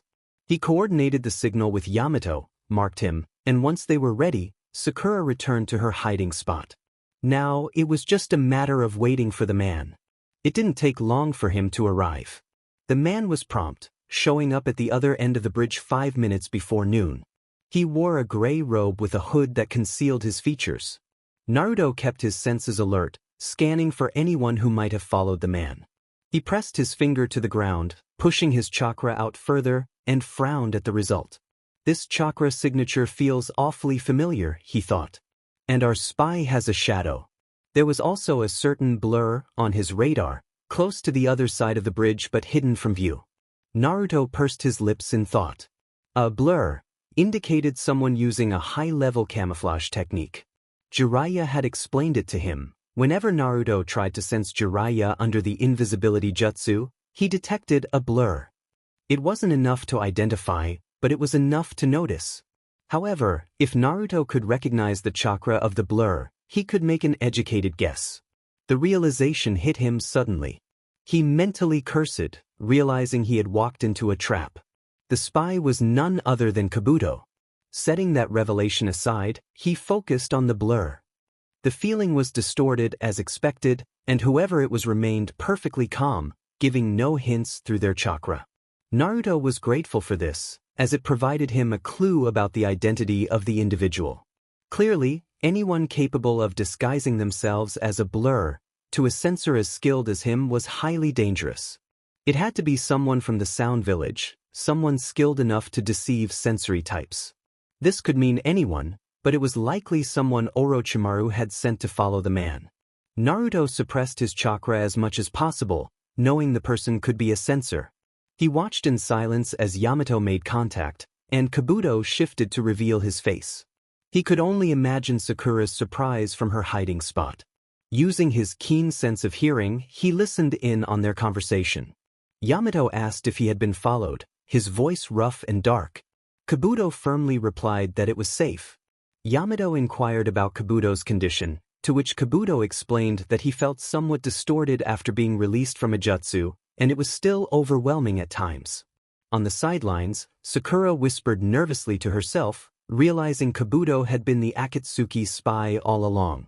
Haruto, equally apprehensive, questioned who this man was, noting Sakura's reaction. She grimly nodded, acknowledging that she had known him before and was starting to believe Naruto was right. This was indeed a trap. A hand on her shoulder made her look into Haruto's serious eyes. He urged her that regardless of the situation, they could not back out now, they had to see this through to the end. Sakura nodded and turned back to the bridge. Yamato knew he couldn't waste time. He had questions. Kabuto, short on time, urged him to be quick, explaining he had risked his life to get there without Orochimaru knowing. Yamato demanded the location of Kabuto's hideout and Uchiha Sasuke. Naruto fought the urge to slap his forehead, thinking how obvious Yamato was being. Kabuto hesitated before revealing that they were in a hideout on a small island to the north and would move in 3 days. He confirmed that Uchiha Sasuke was there as well. Kabuto looked around nervously, mentioning a task he had been given by Sasori. Naruto felt a sense of confusion. He didn't understand what Kabuto was talking about. Yamato, sweating in his disguise, listened as Kabuto explained that even after Orochimaru's reincarnation, he used a jutsu to protect the cellular specimens from his discarded body, preventing Kabuto from analyzing the data. Yamato feigned understanding, though he truly did not. Haruto whispered to Sakura that Orochimaru was being overly cautious, which could complicate things if he drew suspicion. Kabuto began to fidget, asking for the object they had discussed, claiming he couldn't stay longer without risking his life. Yamato agreed, reaching for a kunai, but before he could move, both he and Kabuto froze in shock as Orochimaru appeared behind the silver-haired ninja, a vaguely amused expression on his face.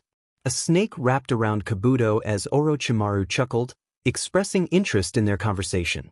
Naruto cursed internally, realizing he had been right. Orochimaru had been listening in. Kabuto acted quickly, his cloak flying as he escaped, backing off with Yamato. He muttered that he had almost not made it in time but was grateful for Yamato's actions. Something struck Naruto as odd. Just 3 years ago, Kabuto had been fiercely loyal to Orochimaru. Why would he switch sides? It didn't add up. There was no way Orochimaru could be fooled for so long by a spy. What was really going on?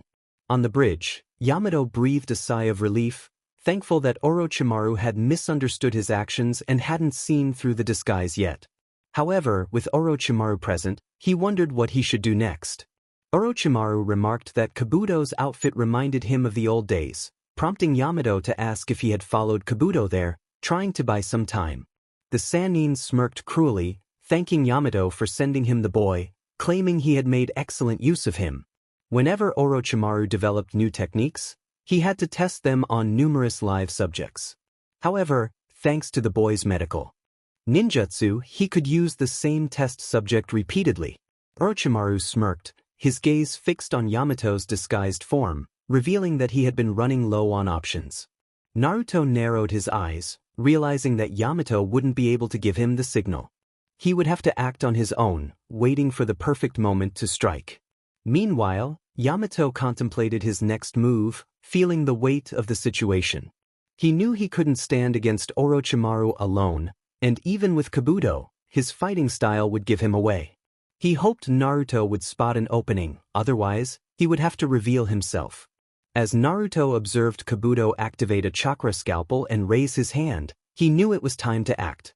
Yamato, focused on Kabuto, almost didn't react in time when Kabuto swung toward him.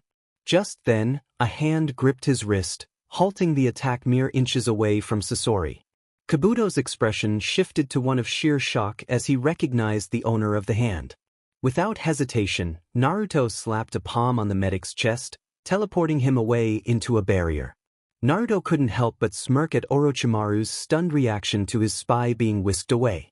The Sannin blinked in disbelief, unable to comprehend what had just happened. Naruto's smirk transformed into a triumphant grin, relishing in his success. In that moment, Naruto felt as if he were in one of those cliché cowboy movies Temari once enjoyed. Standing on a bridge, facing a notorious villain, with the breeze rustling through the air and the ominous creaking of the wooden structure beneath him, he shivered with excitement. He understood the mission parameters, but the thrill of an exhilarating fight called to him. The dumbfounded look on Orochimaru's face vanished in an instant, replaced by barely restrained fury. Naruto took pleasure in gloating. Orochimaru's eyes narrowed, resembling the slitted gaze of a reptile. He demanded to know what Naruto had done. Naruto had to give Orochimaru credit. His obsession with snakes allowed him to mimic their hissing sound with surprising accuracy. With a casual shrug, Naruto explained that he had simply whisked Kabuto away, hinting at the questions they intended to ask. A cold smirk appeared on Orochimaru's face as he declared that Kabuto would not break under pressure. Naruto countered, suggesting that Orochimaru underestimated the abilities of Ibiki and Yamanaka Inoichi. With a mock expression of hurt, Naruto spread his arms slightly and expressed disappointment at not receiving a proper greeting, reminding Orochimaru of his reputation as the most polite of the Sannin. Orochimaru glared at the blonde, realizing he had not anticipated Kabuto's capture. However, he knew that anything was possible with Hiraishin no Jutsu. Orochimaru recalled how Kabuto had worked for Danzo before serving Sasori, and then himself. He considered Kabuto to be the best spy in all the elemental nations, as he had never been suspected of working for another party. Orochimaru had been curious when Kabuto mentioned meeting Sasori at the bridge. He understood that betraying Akatsuki had not ended well for him, and now those members were pursuing him just as fiercely as they were the Jinchuriki. It was frustrating that he, one of the Sannin, had to resort to hiding. He would never admit it, but he felt outmatched by Akatsuki's leader. This situation presented a perfect opportunity to eliminate his old partner and strike a blow to the organization. Sasori's death would disrupt Akatsuki's spy network, complicating their operations. Thus, he had tagged along, eager for a fight. Yet, he was completely caught off guard when Namikaze suddenly appeared and teleported his spy away. The fact that Sasori had not acted meant he was not Sasori at all. Orochimaru urged the disguised figure to drop the pretense, recognizing the alliance with Naruto. He noted the presence of others, who were not truly hiding. As the wood creaked behind him, Orochimaru's eyes widened in surprise as Yamato stood beside Naruto, signaling to Sakura and Haruto. The two jumped out from their hiding spots, landing behind the two Jonin. Orochimaru smirked, his gaze landing on Haruto. He expressed surprise at the existence of another red-headed Uzumaki, congratulating Naruto on finding a member of his long-lost clan. Naruto acknowledged Orochimaru's unique ability to be both polite and condescending, but his mind raced with questions about this other Uzumaki. Deciding to set those thoughts aside for now, he stood tall and declared they would be on their way. Orochimaru's smirk widened, questioning why they were in such a hurry after 3 long years apart. The atmosphere thickened with tension, and everyone tensed, except for Orochimaru. He stood in a deceptively open stance, considering his options. On one hand, if his team grabbed onto him, he could whisk them away before Orochimaru closed the distance. On the other hand, this was a good opportunity to gather some information from the Sannin. Naruto kept his voice light and asked what Orochimaru wanted to talk about. The snake's infuriating smirk remained in place. The landing would have been perfect had Naruto not appeared beside him and severed his arm. Orochimaru let out a shout, more of surprise than pain, as it was his left arm that was lost. He still clutched the Kusanagi in his right. Naruto wasted no time. He unleashed a couple of shuriken, and for good measure, added something extra. With the technique of Kage Shuriken no Jutsu, 5 shuriken multiplied into 50, peppering Orochimaru's body until he resembled a wooden target Naruto had used for practice during frustrating times. The Sannin fell back, shock etched on his face. By all accounts, he should have been incapacitated, but Orochimaru once again defied expectations. As soon as Naruto noticed the man's mouth moving, he sprang into action. The mouth of a corpse should not move. He charged his right fist with wind chakra, preparing for the right moment. In a grotesque display, Orochimaru emerged from his own mouth, hands spreading it impossibly wide, followed by his head, covered in fluids that made Naruto's stomach turn. Just as enough of his body became a clear target, Naruto punched forward with all his strength. Yamato looked up at Naruto, deep in thought. He suggested they weigh the pros and cons of their situation. Naruto pointed out the advantages, discovering Orochimaru's research, future plans, information on Akatsuki, potentially locating his bases, and even the chance to bring Sasuke back. Yamato, part amused and part reproachful, listed the cons. They might be outnumbered, especially against those bearing the curse seal.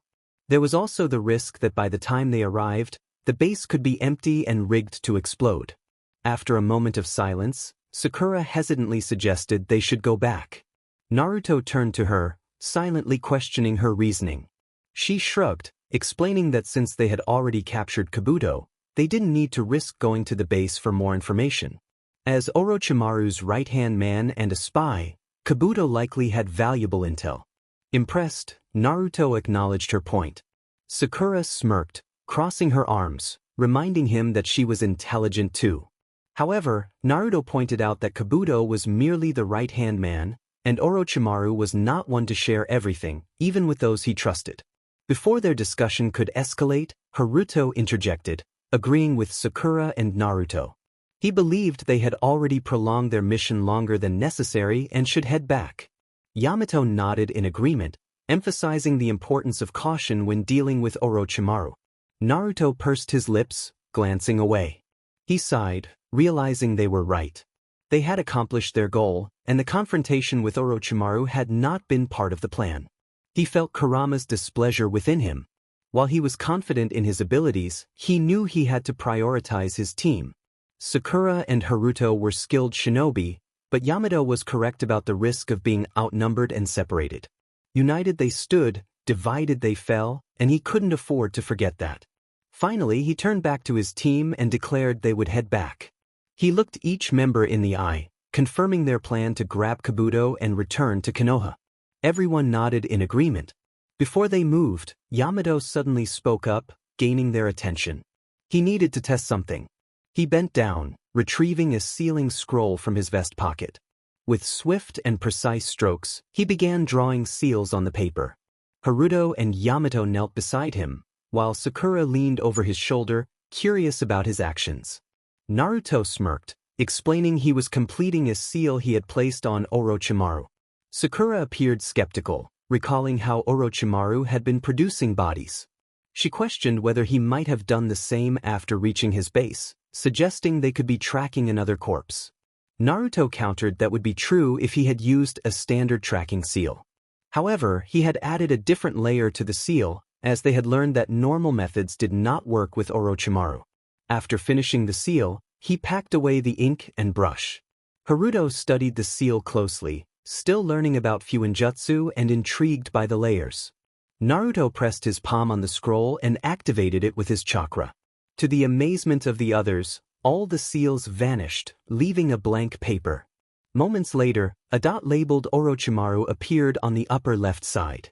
Naruto then touched the map with his index finger, pushing his chakra again, causing a dot labeled Naruto to appear on the lower left. At the bottom of the scroll, readings appeared, indicating the distance between Naruto and Orochimaru, along with the direction Naruto needed to take to reach him. He was tracking Orochimaru's chakra. Yamato marveled at the scroll, recognizing its potential benefits for the Hunter Nin Core and the ANBU. Naruto explained that while Orochimaru could change bodies, his chakra signature remained constant. The tracking seal imprinted on Orochimaru's chakra was something he likely wouldn't want to lose, especially if he realized Naruto had placed a seal on him. Haruto, amused, asked when Naruto had managed to put the seal on Orochimaru. Naruto chuckled, recalling how he had grabbed the back of Orochimaru's head and made him collide with a wall. Yamato approved of the method but questioned whether Naruto was tracking a cursed seal instead. Naruto quickly dismissed the idea, clarifying that Orochimaru's cursed seals contained only a small portion of his chakra, which was not typical.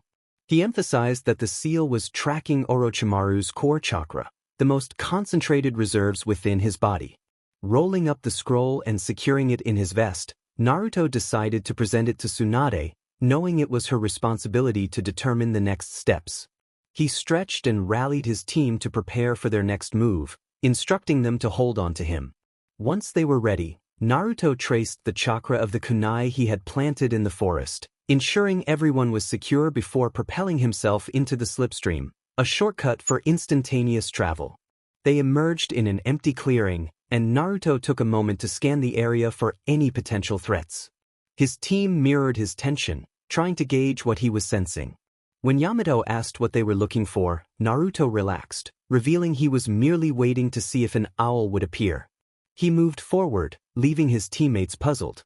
Stopping a few feet ahead, he shaped his hand into a claw, his fingers glowing with deep blue chakra that formed kanji characters. He then moved his hand forward, as if grasping at thin air, declaring that he had set a trap. With a swift motion, he pulled his hand back, revealing a blue pyramid that had been hidden from view. Inside lay Kabuto, unconscious. Naruto observed his teammates' predictable reactions as they drew their kunai, with Haruto opting for his chains. He suppressed a scowl, wondering if they truly believed Kabuto could escape such a trap. Sakura whispered in concern, asking what the trap was. Naruto performed seals and pressed his palm against the pyramid, which dissolved into wisps of chakra. He explained that it was an Uzumaki-style barrier designed to contain prisoners. Sakura tilted her head, impressed by his technique. Naruto opened a scroll and began drawing kanji for a sealing technique. The prisoner scroll was not suitable for Kabuto since he was still alive, but with a few adjustments, it could work. Haruto approached, complimenting Naruto on the impressive fight. Naruto dismissed the praise, noting that once Kabuto started using his customized snake skins, he became predictable. He reflected that no one had likely forced Kabuto into that situation repeatedly before. Completing the scroll, Naruto placed it on the unconscious medic and pulsed his chakra. In a puff of smoke, Kabuto vanished, sealed inside the scroll. With a satisfied breath, Naruto secured the scroll in his vest, declaring the mission a success. Yamato praised the team for their efforts, noting they not only captured their target but also acquired Orochimaru's favorite sword. Curious, Naruto asked what would happen to the sword. Yamato shrugged, suggesting it was Naruto's to keep or to give to Hokage-sama if he preferred. Naruto extended his hand, eager to claim the sword. Haruto raised an eyebrow, pointing out that Naruto didn't know how to wield a sword. Naruto countered that he knew someone who would appreciate it and benefit from it. Yamato tossed the sword to Naruto, who caught it by the handle. He took a moment to admire the legendary weapon, testing its weight with a few experimental swings. Though not an expert, Naruto could wield a sword even if he was far from proficient. He rolled his eyes at the teasing from Kurama, who felt the need to remind Naruto of his own superiority. Ignoring the fox's comments, Naruto instructed his team to prepare to head home, signaling them to grab on. Yamato looked a bit confused, but Sakura and Haruto understood and felt relieved. They had all had enough of tree jumping for consecutive days. Kneeling, Naruto placed his finger on the ground, switching his chakra to sensory mode. After a moment, he confirmed he had the marker for the Konoha gates in mind, avoiding a repeat of their previous misadventure. Once everyone was securely holding on, he pushed forward. In an instant, they found themselves at the entrance of Konoha, only to be surrounded by ANBU with their swords drawn. Naruto raised his hands mockingly, a smile on his face. They surrendered to Nico-san.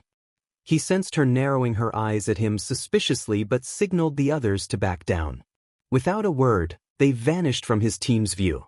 Sakura released a breath she hadn't realized she was holding. She remarked on their speed, noting how fast they were. Yamato explained that Team Ro was considered the best ANBU team in Konoha, and Naruto theorized that they were probably his old team before he was taken off the force. Naruto's co-leader smiled at him and complimented his efficient way of getting them back to the village, giving him a thumbs up. Naruto rubbed his head, a sheepish smile on his face, feeling flattered. Sakura nudged him, slightly annoyed, reminding him that they had to report to Tsunade-sama. Naruto agreed and instructed Yamato to grab Haruto while he took Sakura outside the office. Yamato raised an eyebrow, But before he could ask for clarification, Naruto grabbed Sakura and vanished in a flash of leaves. They appeared just outside the Hokage's office, the leaves from the jutsu drifting to the ground. Sakura swayed slightly from dizziness, prompting Naruto to steady her by grabbing her shoulder. She glared at him, insisting he should give a warning next time. He nodded absently and knocked on the door 3 times, just as Yamato and Haruto appeared beside them in the same manner. Tsunade called for them to enter. Naruto opened the door and stepped inside, announcing their return from the mission. Tsunade looked up, momentarily shocked before calming down. Naruto frowned, sensing something was off. Tsunade shook her head as she rearranged her paperwork, noting their early return. Naruto shrugged, grinning as he explained they had taken a shortcut. Tsunade's expression turned serious as she requested a verbal account of their mission. Naruto confidently stated that they had succeeded. He reached into his vest pocket, pulling out a prisoner scroll and tossing it to her, causing Sakura and Yamato to look at him in surprise. It was against protocol to hand over items to the Hokage in such a manner, but Naruto and Tsunade had a unique relationship. Tsunade caught the scroll deftly and inquired about its contents. Naruto pointed to the scroll, explaining that it contained their spy, who was still alive but in a sort of stasis. The release mechanism was the same as a prisoner scroll, so there would be no issues. Tsunade leaned forward, asking who the spy was. With a smirk, Naruto revealed it was Yukushi Kabuto. Tsunade's shock lingered for a moment before she snapped her fingers, summoning an ANBU in a parrot mask. She instructed them to take the scroll to Ibiki with full precautions, emphasizing its Class A priority. The ANBU nodded and vanished silently. Tsunade then demanded to know everything. Naruto exchanged a glance with Yamato before turning back to her. He decided to keep it brief, knowing she would read the written report later. Taking a deep breath, he recounted their journey over 6 days to the bridge, where he set up a trap. Yamato had disguised himself as Sasori and revealed himself when Kabuto appeared. However, it turned out Kabuto had stopped working for his previous employer long ago and was now allied with Orochimaru, who was also present. Naruto had quickly captured Kabuto, fought Orochimaru, and scared him away before returning home. Tsunade stared at him, her expression a mix of disbelief and concern. Naruto frowned, unsure of what he had said that was so shocking. He noticed Sakura and Haruto gaping at him, and even Yamato looked at him strangely. Tsunade finally broke the silence, her voice faint as she asked if he had really fought Orochimaru and scared him away. Naruto nodded, treating it as a regular day at work, and explained that Orochimaru had run low on chakra and slipped away. Tsunade struggled to keep her composure, grappling with the absurdity of the situation. If Naruto could make Orochimaru retreat, how powerful had he become? She activated her limited sensory abilities to gauge Naruto's chakra reserves, and her mind boggled at the realization that only a quarter of his total reserves were depleted, with the remainder rivaling her own when she released her seal. Overwhelmed, she raked her fingers through her hair in frustration, questioning why Naruto's team couldn't have a normal mission for once. Haruto and Sakura exchanged nervous glances, aware that provoking the Hokage's temper rarely ended well. Yamato remained stoic, staring intently at the wall. Tsunade's frustration deepened when she noticed Naruto's genuine confusion. He admitted he didn't know why their missions were always so chaotic. Taking a deep breath, she reminded herself to calm down, recognizing that the mission had been a success. She then asked if he believed he had injured Orochimaru enough to incapacitate him. Naruto's response was immediate. He would have killed him but had been outvoted. Counting to 10, Tsunade opened her eyes and asked if there was anything else he needed to inform her about at that moment.